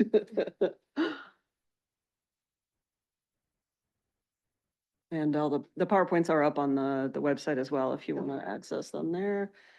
So I will be talking about the Coast Rail project and the Salinas Rail Extension project. And Alyssa will be talking about the Pajaro Station and the Elkhorn Slough projects. There we go. Okay, that's okay. There you go. That was the presentation. I'm done now. No, so, I'm sorry. Are you guys able to see the, okay, great. So, plus you have this memorized, so it's okay. All right. New rail service in Monterey County will be helping our residents get to jobs, healthcare, employment, shopping, and other travel opportunities conveniently, safely, and cheaply while avoiding traffic jams. There we go. Rail projects are an important component of the regional transportation network that will enhance mobility opportunities for our diverse population and lead to economic vitality for the region. Providing alternatives to the car is the best way to reduce our carbon footprint in the transportation sector.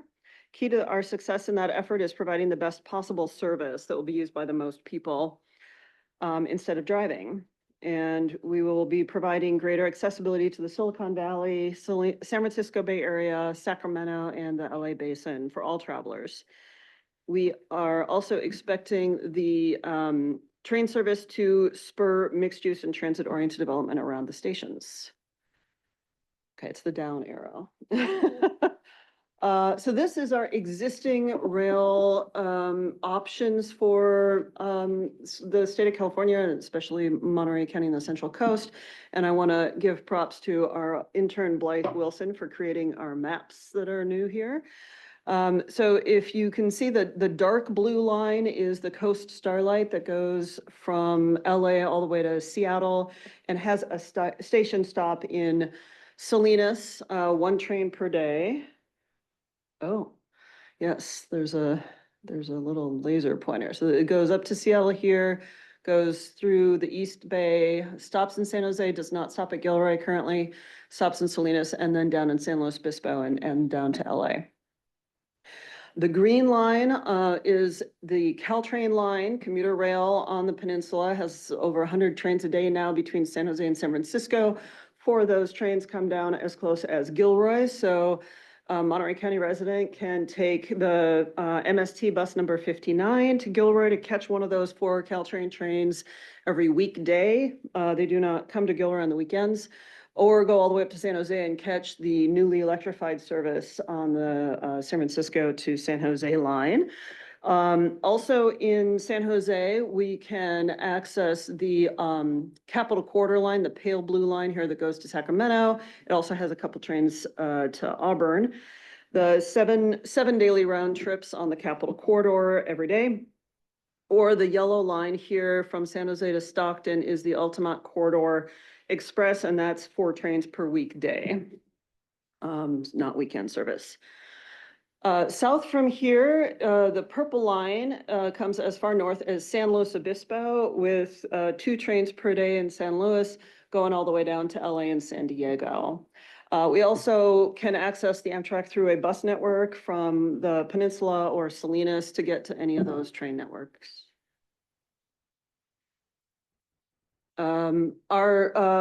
We have been a part of the Coast Rail Coordinating Council since its founding in 1992, which has a mission to improve the frequency, speed, reliability, and ease of use of passenger trains on the coastal route between San Francisco and Los Angeles, with an emphasis on filling the critical gap in state-supported rail service between San Jose and San Luis Obispo, which is represented here. Last year, the Coast Rail Coordinating Council secured a major state grant, $63 million for infrastructure improvements along the corridor. We are also supporting the state's work on implementing positive train control. So that's a Caltrans-led project in coordination with Union Pacific to implement train crash avoidance safety technology on the corridor. This is the last portion of the state rail system that does not yet have that technology. And they have enough funding to implement it between Gilroy and San Luis Obispo, and they're expecting to go into construction this winter. So that's the good news here. One of the many good news is here. We are also coordinating with them on the Federal Railroad Administration, FRA, Corridor ID program, which is a new grant program that was created by the prior federal administration. Moving forward with getting that into the program will qualify the various projects along the corridor for any future federal rail funding that might become available for construction. And the state is working with Capitol Corridor, the line that goes up to Sacramento, currently 7 trains a day to San Jose, working to extend that down to Salinas in the near term, with a plan to extend it to San Luis Obispo with eventually 4 round trips between San Luis Obispo and the Bay Area as equipment allows. And if you see right in the middle of the corridor between Salinas and San Luis Obispo, there's a little star there for King City. So my next slide is the planned King City Multimodal Transportation Center. which is a project that the city of King City has been working on for quite a number of years to reestablish what used to be their downtown train station that will be served in the near term by the Amtrak Coast Starlight or in the long term by that Capital Corridor extension I just mentioned. It includes a new platform, track improvements, connecting regional and intercity bus facilities, and connectivity to the Army Fort Hunter Liggett base with a transfer facility there. And as of this year, the King City Rail Platform Project is fully funded and they're doing environmental and design at the moment. So the other project that we are working on in the near term is working with our partners at Caltrain, the Green Line between San Francisco and San Jose, many trains a day, 4 trains to Gilroy. We're working on extending at least 2 of those down to Salinas in the near term. That is weekday service only. And that is pending successful negotiations for operations with Caltrain and for track rides with Union Pacific. It's in the works. It's been in the works for quite a number of years now. And then the next step on this project is the Pajaro-Watsonville station, which Alyssa will address momentarily. And then the future is a connection at Castroville to the Monterey branch line that is currently unfunded, but is in our long-term plan. So our recent 2021, so recent memory, we completed construction of the improvements at the Salinas train station that allowed for a signalized access to the train station right here with an extension of Lincoln Avenue across Market into the station area. There are 5 bus bays right here close to the first mayor's house and the train station that are used by Greyhound, Monterey Salinas Transit, Amtrak thruway buses, the occasional school bus, the occasional tour bus. And then we have enhanced parking and passenger drop-off and safe bicycle and pedestrian access to the station with that intersection. The next phase of work for the Kickstart project, the extension of Caltrain service to Salinas, is construction of the Salinas layover facility. For this shows the existing Amtrak train station. Downtown Salinas is here. So you can see this blue line is the station track on the city side of the existing station platform. Our project will upgrade about 600 feet of that platform. And here's the close-up of the layover facility with 6 tracks, 2 access points to the main line tracks. For the main access would be here, and this would be an auxiliary safety access point to the main line tracks from the station track. And we would have crew base building, storage shed, and other associated support facilities for operations of the layover facility. We own that property now? We own all of the privately owned parcels. The access to Union Pacific is still subject to negotiations with Union Pacific, and that is our next step on the next slide, I think. So our third implementation project is the track connections at Gilroy. Gilroy is currently the end of the line for Caltrain. This shows the Gilroy existing track infrastructure in black with the UP mainline track shown here in black. It is right downtown Gilroy, and this would be enabling connections from Caltrain to the mainline, Coast Mainline track, and also that would also enable any kind of through trains like the Amtrak Coast Starlight or the Capital Corridor to stop at Gilroy, which they cannot today do. And this also will enable transfers to the future planned high-speed rail project, which is planned for the other side of the tracks over here. So the next slide has our recent progress on the project. We are going through Union Pacific's design review process, which is different from what we're used to doing with the Caltrans design review process. We're actually at 100% from the Caltrans perspective, but with Union Pacific, we are currently at 25% in Gilroy. We just resubmitted the 25% plans to Union Pacific. In Salinas, we did a site visit and got determination from Union Pacific that the plans at 25% are complete, and we are now moving to the 30% stage. Once we have gotten a review of the resubmitted Gilroy plans, we'll be able to schedule a site visit in Gilroy. And we recently discovered that our real estate negotiations, which involves access to Union Pacific tracks to make any kind of improvements in their facilities, is subject to them approving our 90% plans. So we are not quite there yet. We're anticipating that that will happen in spring of 2026. And then next steps after that are negotiating a construction and maintenance agreement with Union Pacific and an operations agreement with Caltrain that we are being supported, both of those by the state through Caltrain's Division of Rail. So that's enough from me. I will pass it along to Alyssa to talk about the next projects. Okay, yes, thank you, Christina. We have a overview update of the Pajaro Watsonville Multimodal Station project. So you can see here on the map on the left-hand side, there are potential locations marked. So this map is actually from the scoping period that we had for our environmental review. We're currently in the environmental review phase. So we completed scoping in fall of 2024 and presented this map to the community. And with extensive feedback and workshop, we actually determined that this location near Lewis Road was not feasible. So we're now working on draft conceptual plans for locations of the station within this Y at the the corner of Railroad and Salinas Avenue, as well as a potential location south of that Y here closer to Trafton Road.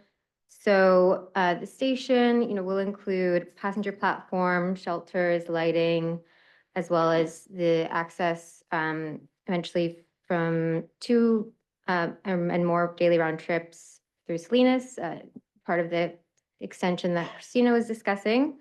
We're also hoping to have access to Santa Cruz as their zero emission passenger rail and trail project would terminate in Pajaro and offer Santa Cruz residents a connection to the greater Bay Area rail and south of Salinas extension connections that are part of the Monterey County Rail Extension Project.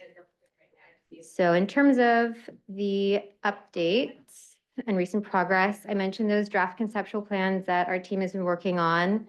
We were able to present some of those plans in Pajaro on September 26th. There's a regular community meeting with Pajaro residents that is held every Friday at the local community center. So we had great engagement at this community meeting and had some great feedback on the conceptual plans, including safety concerns or support for one of the options that has significant safety improvements at Trafton Road and Salinas Road.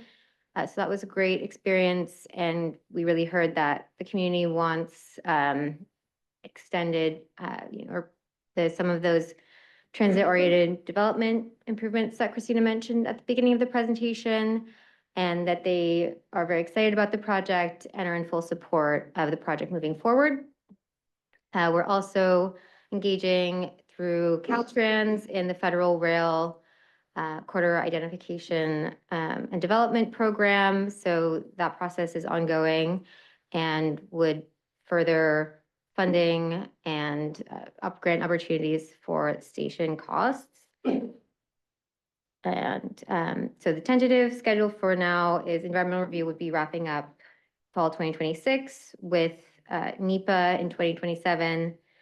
That's National Environmental Protection Act, then design going forward in 2028 and potential initial construction starting in 2030 or 31.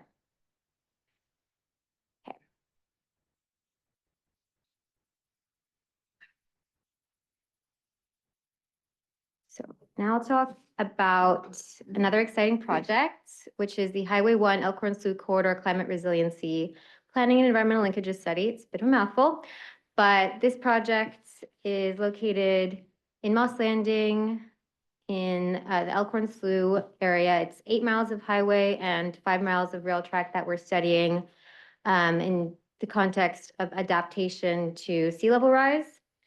And we're working closely with scientists in Elkhorn Slough who've been doing extensive restoration work, looking at the potential alternatives to current track alignment, as the current track is susceptible to flooding from king tides, storm surges, heavier precipitation as more extreme weather events continue.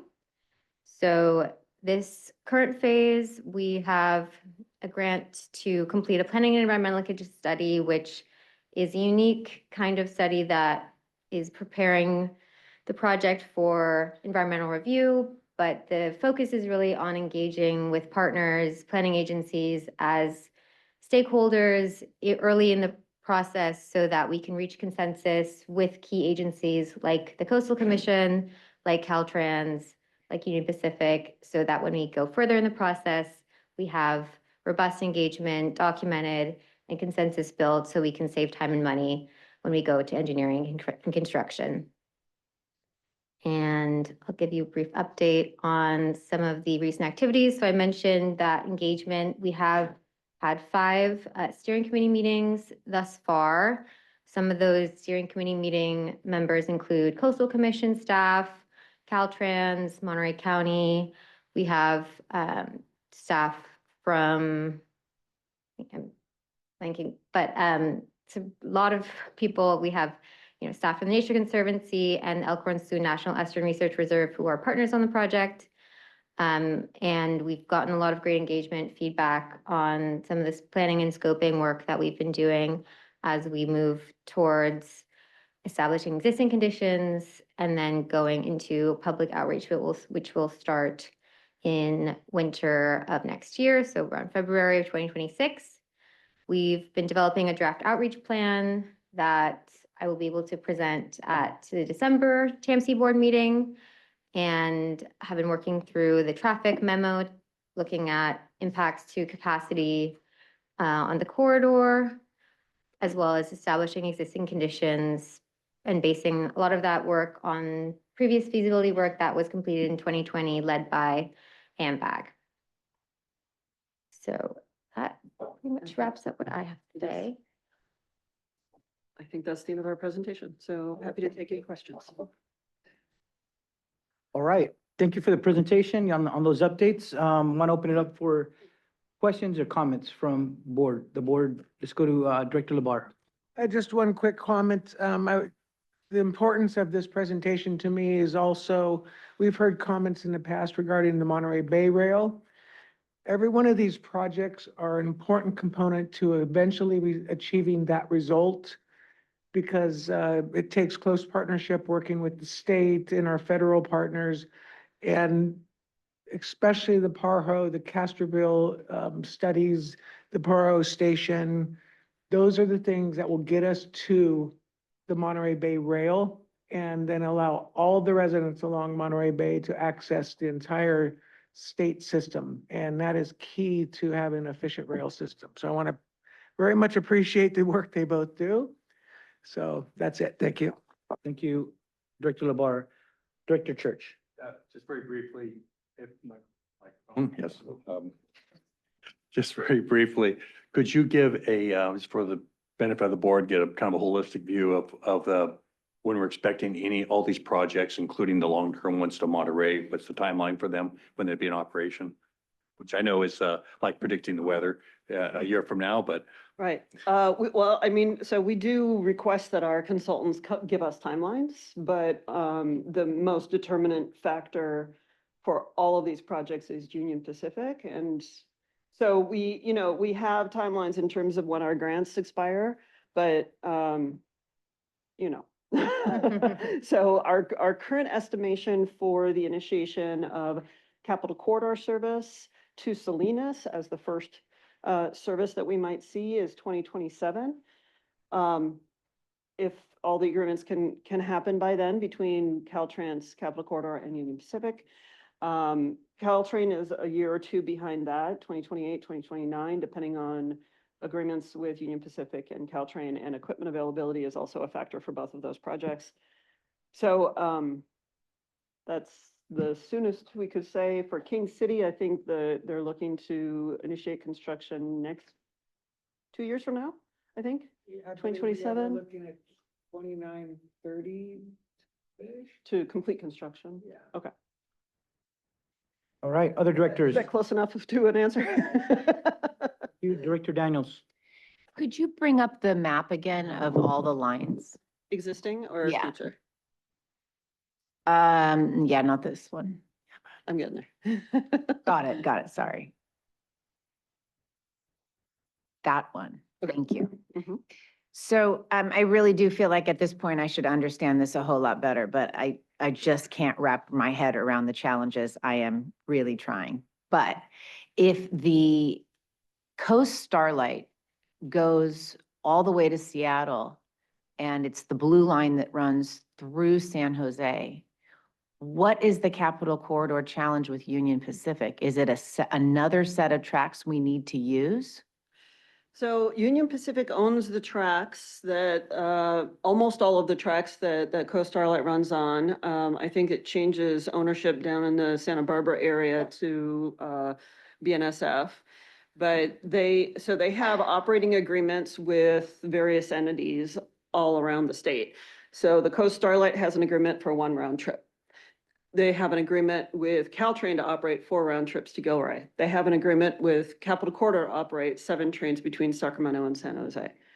So all of those are separate agreements. And the state of California is working with Union Pacific to add to those agreements, augment them, create new agreements to be able to extend Capital Corridor to Salinas, to San Luis Obispo, to extend Caltrain to Salinas. So all of that is a negotiation that happens primarily between the state and Union Pacific, with us as we're helping at the moment.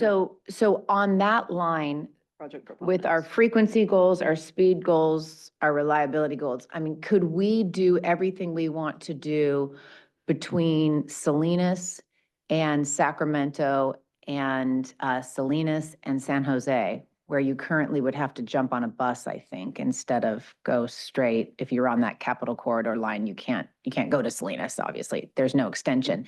Can we achieve all our goals on the tracks that exist, and it's just agreements that are needed? Is that accurate? Well, it is mostly accurate.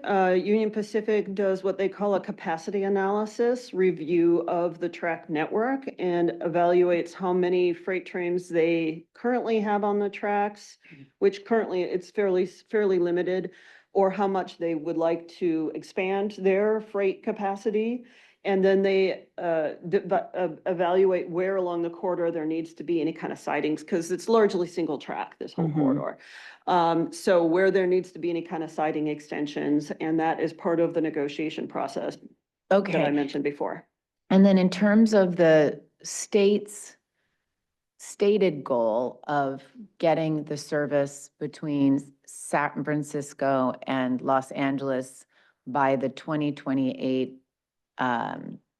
Olympics, is that a goal for frequency, like increasing the frequency, since the line already is a 1 train a day? Or no, it doesn't go to San Francisco, it goes to the East Bay.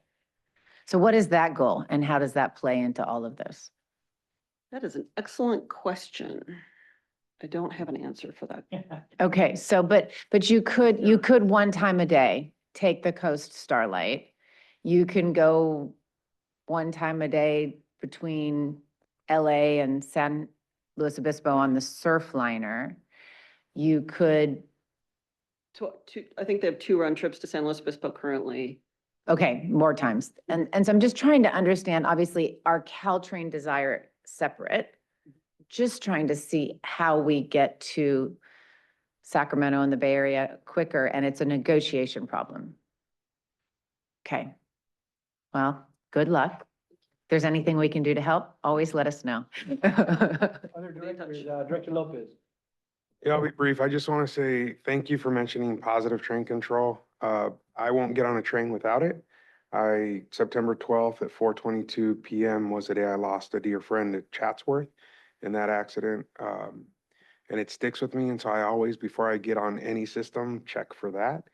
And so just an appreciation and a hope that as we move forward, we continue to prioritize that through our region, knowing that I know that a lot of the stuff through our region still does not have it. It's important to me. Yeah, so just thank you for mentioning that as part of the presentation. It's a big piece to me. It's why I won't ride the rail locally. Currently, we don't have that in effect.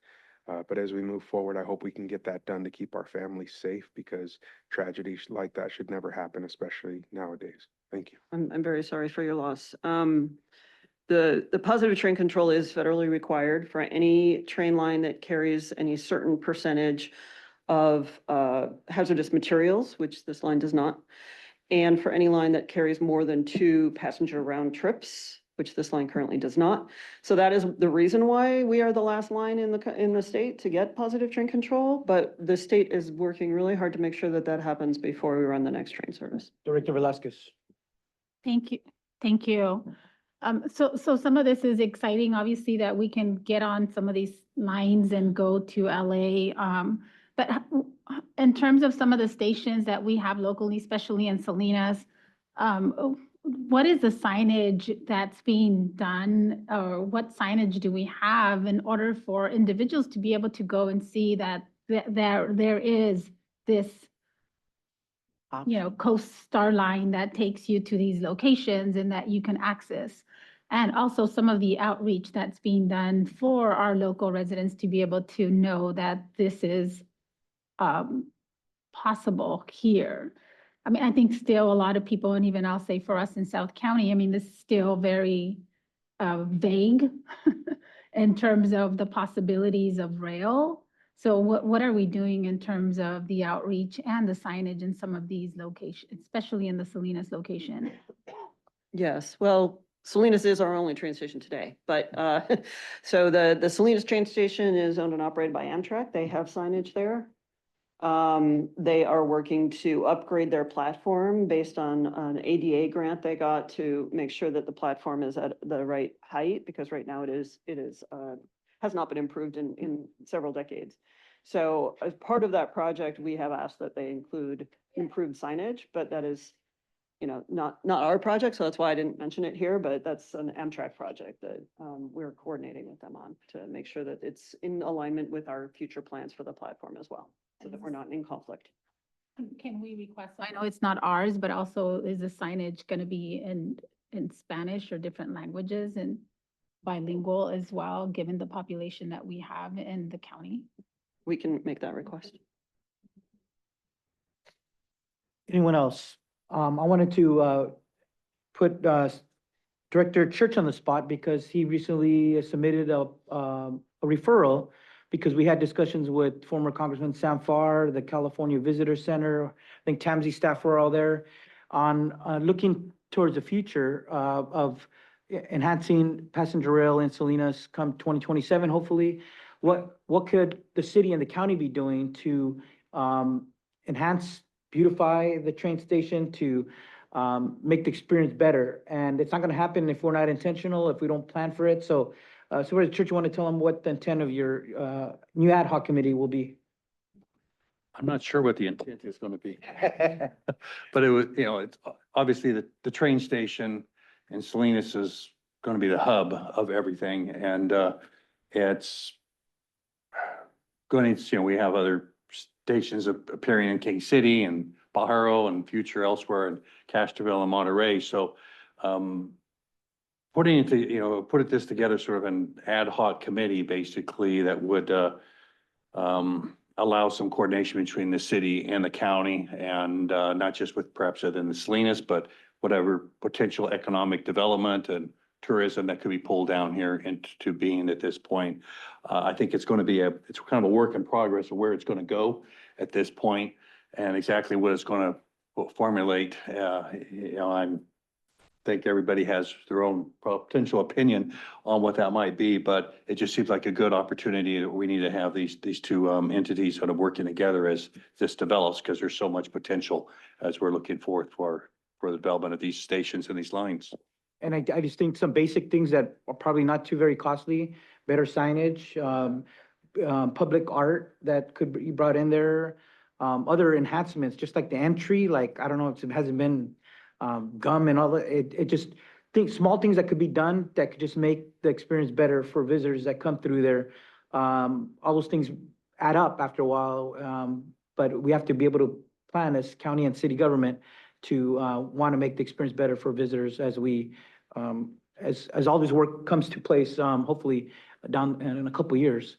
And even expanding on that, and, perhaps, working with MST or, so that when people do come in here as visitors, they have a way to get out, to see where they want to go. There's a whole range of things that needs to be really looked at here, and you brought up quite a few of them. Right. Those other directors, Director Delgado. Yeah, the subcommittee that we were talking about just now, is that a subcommittee of the TAMC Rail Policy Committee, or how does it relate with the TAMC Rail Policy Committee? It is a county ad hoc committee. So far, it just got approved by the Board of Supervisors 2 meetings ago. Did we actually approve it? Oh, or- no, it was a report out. It was a report, yeah. So we- it's coming in a It's month. coming or back so. in a couple of weeks, yeah, for final approval. So how does it relate to the TAMC Rail Policy Committee? How does it interact, coordinate with that Rail Policy Committee? So they don't get off track with each other. I don't think that's been defined yet because it's a county committee.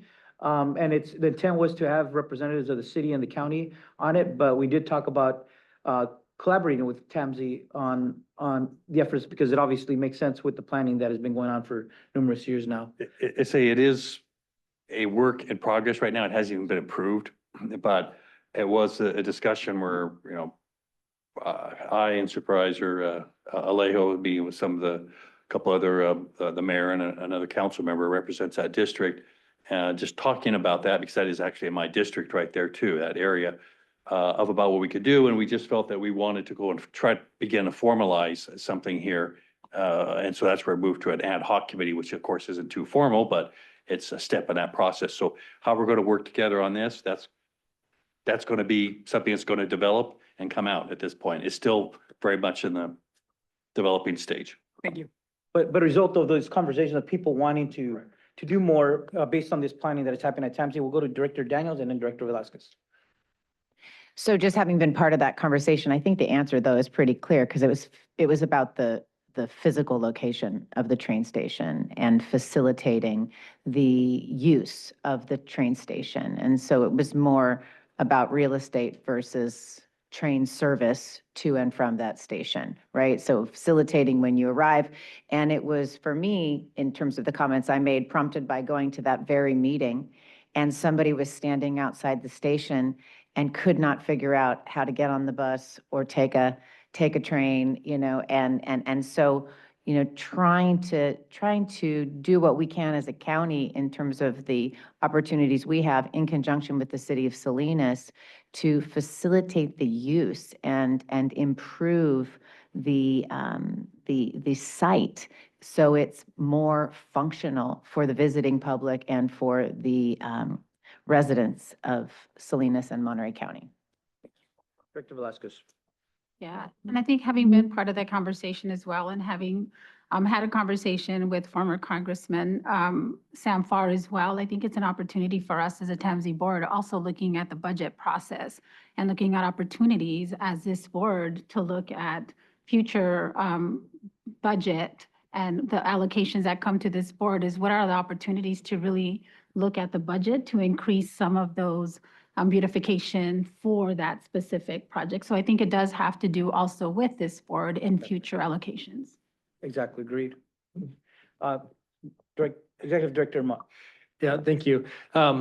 We have a memorandum of understanding with the city of Salinas related to our project that bringing rail service, expanding rail service to Salinas. And I think all these various agencies have roles in this. We're a partnership to delivering service and making sure people have access to it. So I think this would be something where if the ad hoc committee develops something that might be brought to the Rail Policy Committee for discussion, And whether signage is done by TAMC as part of one of these projects, or it's a City of Salinas project because it's the property they own on their station, all those things kind of get developed as this moves along. In a lot of cases, signage and outreach, were not the lead on it as much as just a supporting player in it. All right, any other directors? Let's go to the members of the public. Any public comments on this item from anyone in this room? From anyone online? Don't see any hands up?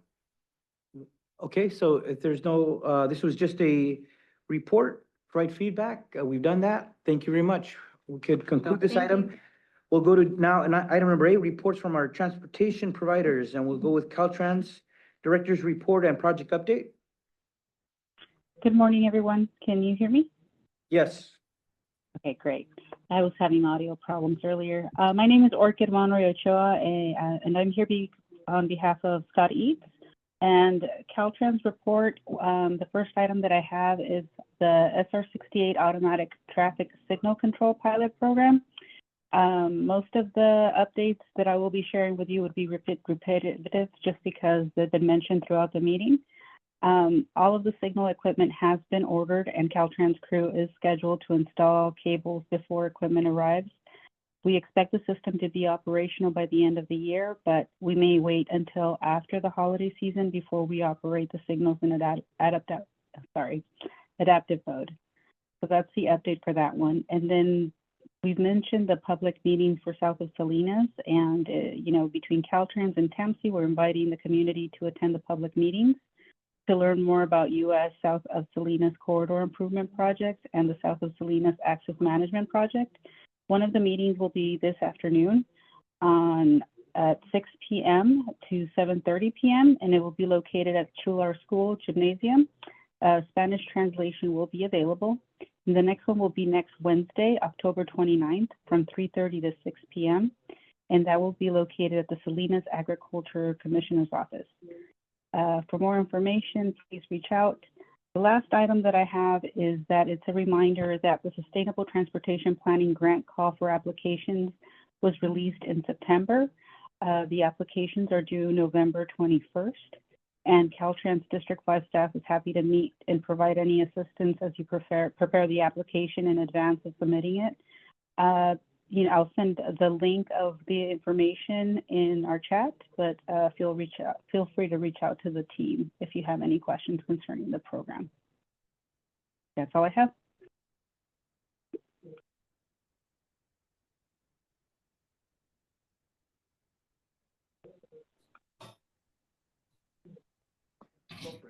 Just one question was on the adaptive signalization, and I was just curious what why would we wait until after the holiday season? What's the reason for the installation delay till next year?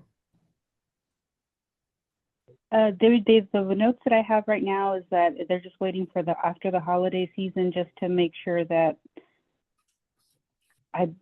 they don't give me any details. I don't know if Doug might have more information on this, but if not, I could get back to you. So if it's just possible to put in a little plug for any feedback to who will be making this decision, there is a strong desire by the public to see this implemented. And so if there's the opportunity to do it before the end of the year, that would definitely be preferable. Okay, will do.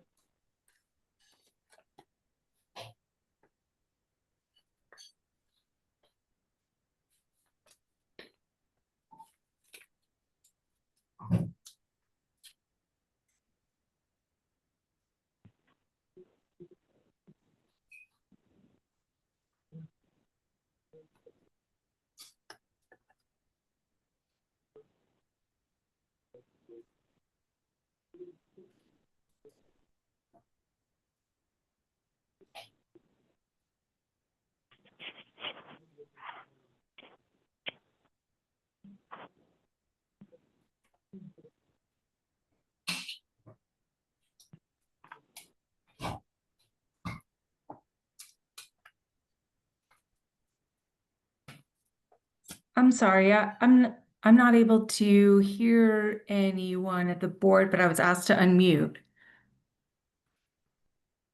We can hear you. Oh, okay, good. Did you want a report from MST? Yeah, so we'll Okay, go good. MST and then we'll come back to the airport. Okay. Thank you. Lisa Reinheimer, I'm the Deputy CEO for MST. Thank you for giving me a few moments to report on MST items. First of all, thank you for the support for the 5310 program earlier on your agenda.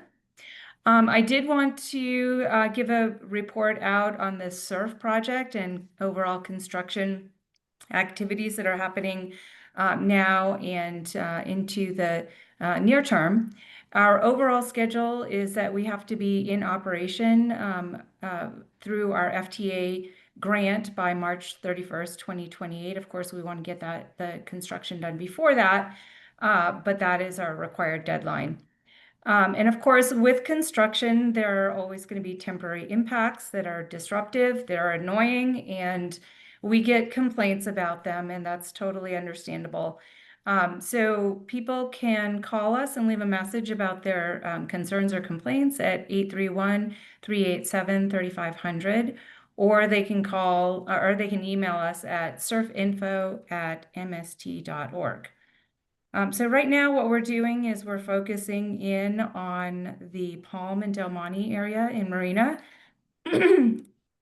We have one southbound lane closed through the end of November, and that's particularly troublesome for the morning commute traffic. So we've asked people to find alternatives if they can, and also reported on our changeable message sign to expect 5 to 10 minutes of delays. Usually people get through there faster, but at least it sets the expectation.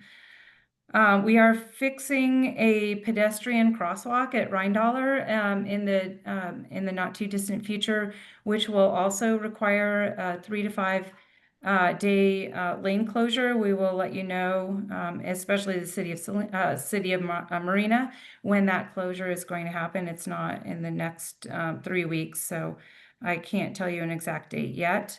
We're removing rail and the treated wood ties. At the moment, we started Palm Del Monte area and moving southbound towards the 5th Street Station area. And then we'll be moving farther south later on in November. So through spring of 2026, we will be constructing the Beach Range Road multi-use trail extension into the Palm and Del Monte area, constructing the busway, and also putting in landscaping in the Palm and Del Monte area. So it should be pretty buttoned up by spring of 2026, and the area will return back to a state of decent looks. And then moving south to the 5th Street Station area, we're doing grading work in this area. The underpass into the rail corridor, we're using that area as a construction staging area so that we're minimizing other areas and where we would need access. We're also, this is one that we need your help on. There's a multi-use path that goes underneath the highway from the Caltrans Recreation Trail to the 8th Street area. We had originally thought we could use Beach Range Road as an alternative, but that's not available to us, of course, because of the campground project construction, which closed off a significant portion of the Beach Range Road multi-use trail. So we've put up signs on A-frames, and unfortunately, some of those have been removed by the public. And so we keep reinstalling those signs showing that that trail connection is closed. Basically, we don't want bicyclists and pedestrians within a construction zone. It's very dangerous. People have blown past the closure signs and ended up in the construction zone. That is not a good situation for us. So if you can email out our construction notices and what have you to your social groups, that would be super helpful. We have the Bike and Ped Committee on our email list. We have some other bicycle organizations on our email list and blasts. So we're reaching out as much as we possibly can, but at the end of the day, we'd much rather have people frustrated with the fact they can't go on this trail than seriously hurt. So, and then moving south to Sand City, we'll be starting that in about mid-November, maybe November 10th or so, starting with some, getting some of those unhoused folks off the rail corridor and some cleanup abatement. And then following that will be some more rail removal. So we presented at Marina City Council meeting. We presented at the MST Operations Performance Committee on the schedule, and we've been asked to present additional information to the TAMC Bicycle and Pedestrian Advisory Committee, and happy to hear other suggestions for getting the word out. And then, of course, and this is final of what I wanted to say, we would be more than happy to offer a construction tour to those who might be interested in seeing what's going on the ground. Of course, you'll have to wear a hard hat and a safety vest and appropriate shoes, but it is a really interesting to see what's going on the ground. Thank you very much for your time. Thank you for that update, Lisa. Questions, Director Delgado?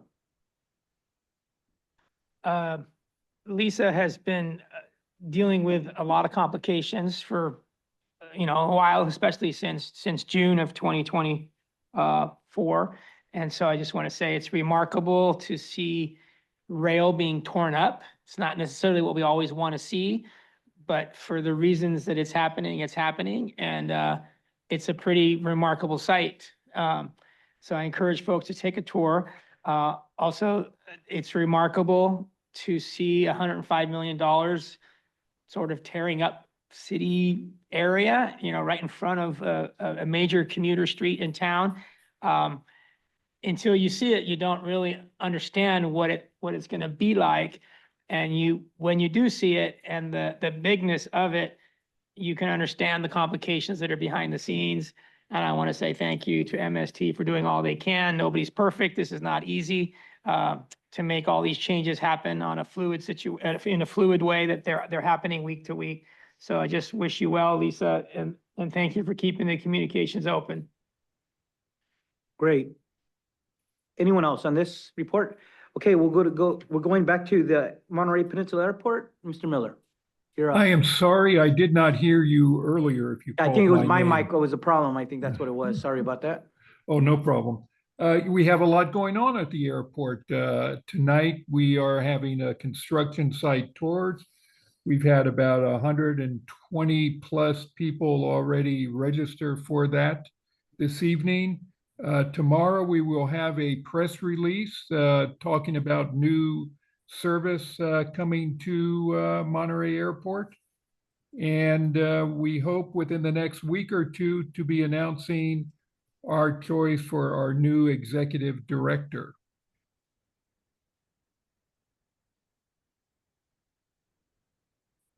That it? That's it. Okay, thank you for that update, Mr. Miller. Any questions for the airport?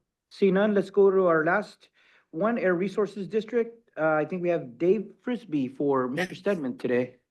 Take it away. Yes, hi, good morning. Dave Frisbee, Planning and Air Monitoring Manager at the Air District. This month, our board approved our motor vehicle emission reduction program recommendations. For Monterey County, we had an allocation of $738,000, which staff recommended distributing to 4 electric vehicle charging infrastructure projects, one in Salinas, another in Marina, and one with Marina Coast Water District at the headquarters, and the one in Soledad at the community center. We also recommended funding a electric street sweeper for the city of Sand City, which was approved. That's the end of my report. Thank you. Great. Any questions for the Air Resources District? See none. We're gonna, let me ask for comments from the public on any of these reports. Anybody in chambers? Anybody online? Don't see anyone online. So we're gonna move on to item number 9, report on meetings attended by board members at TAMC expense. Anybody? There shouldn't be any. None today. Let's go to Executive Director's Report, item 10. Okay, thank you very much. First to note that there is not a scheduled November TAMC board meeting. So the next TAMC board meeting is on December 3rd. And I'm sure that's a sad note for everyone. But a truly sad note is I just wanted to note that today is Amelia Connellan's last board meeting, and this week is her last week at TAMC. She took a position with the city of Santa Cruz.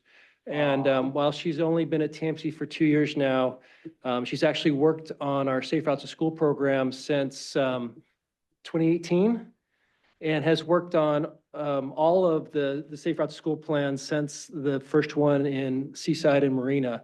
So wanted to extend our appreciation for her work on all of these projects. Thank you. And as a temporary chair, can we give a big round of applause to couple years of service, but we wish you the best in Santa Cruz. I know you're gonna do amazing things there, and thank you for what you did for us here for the last couple of years. So congratulations on the new job. Anything else? That's it. All right. Any announcements or comments, or any comments on the director's report? Yes, Supervisor Church. Just one point on that December 3rd meeting, I don't think you'll have any supervisors here, just their staff, because we'll be at CSAC.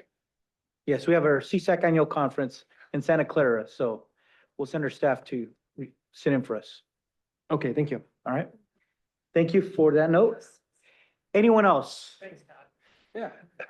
Okay, announcements or comments from TAMC members on items they wish to put on future agendas? None? All right, we adjourn this meeting. Thank you very much, everybody. All right, appreciate it. Good pay.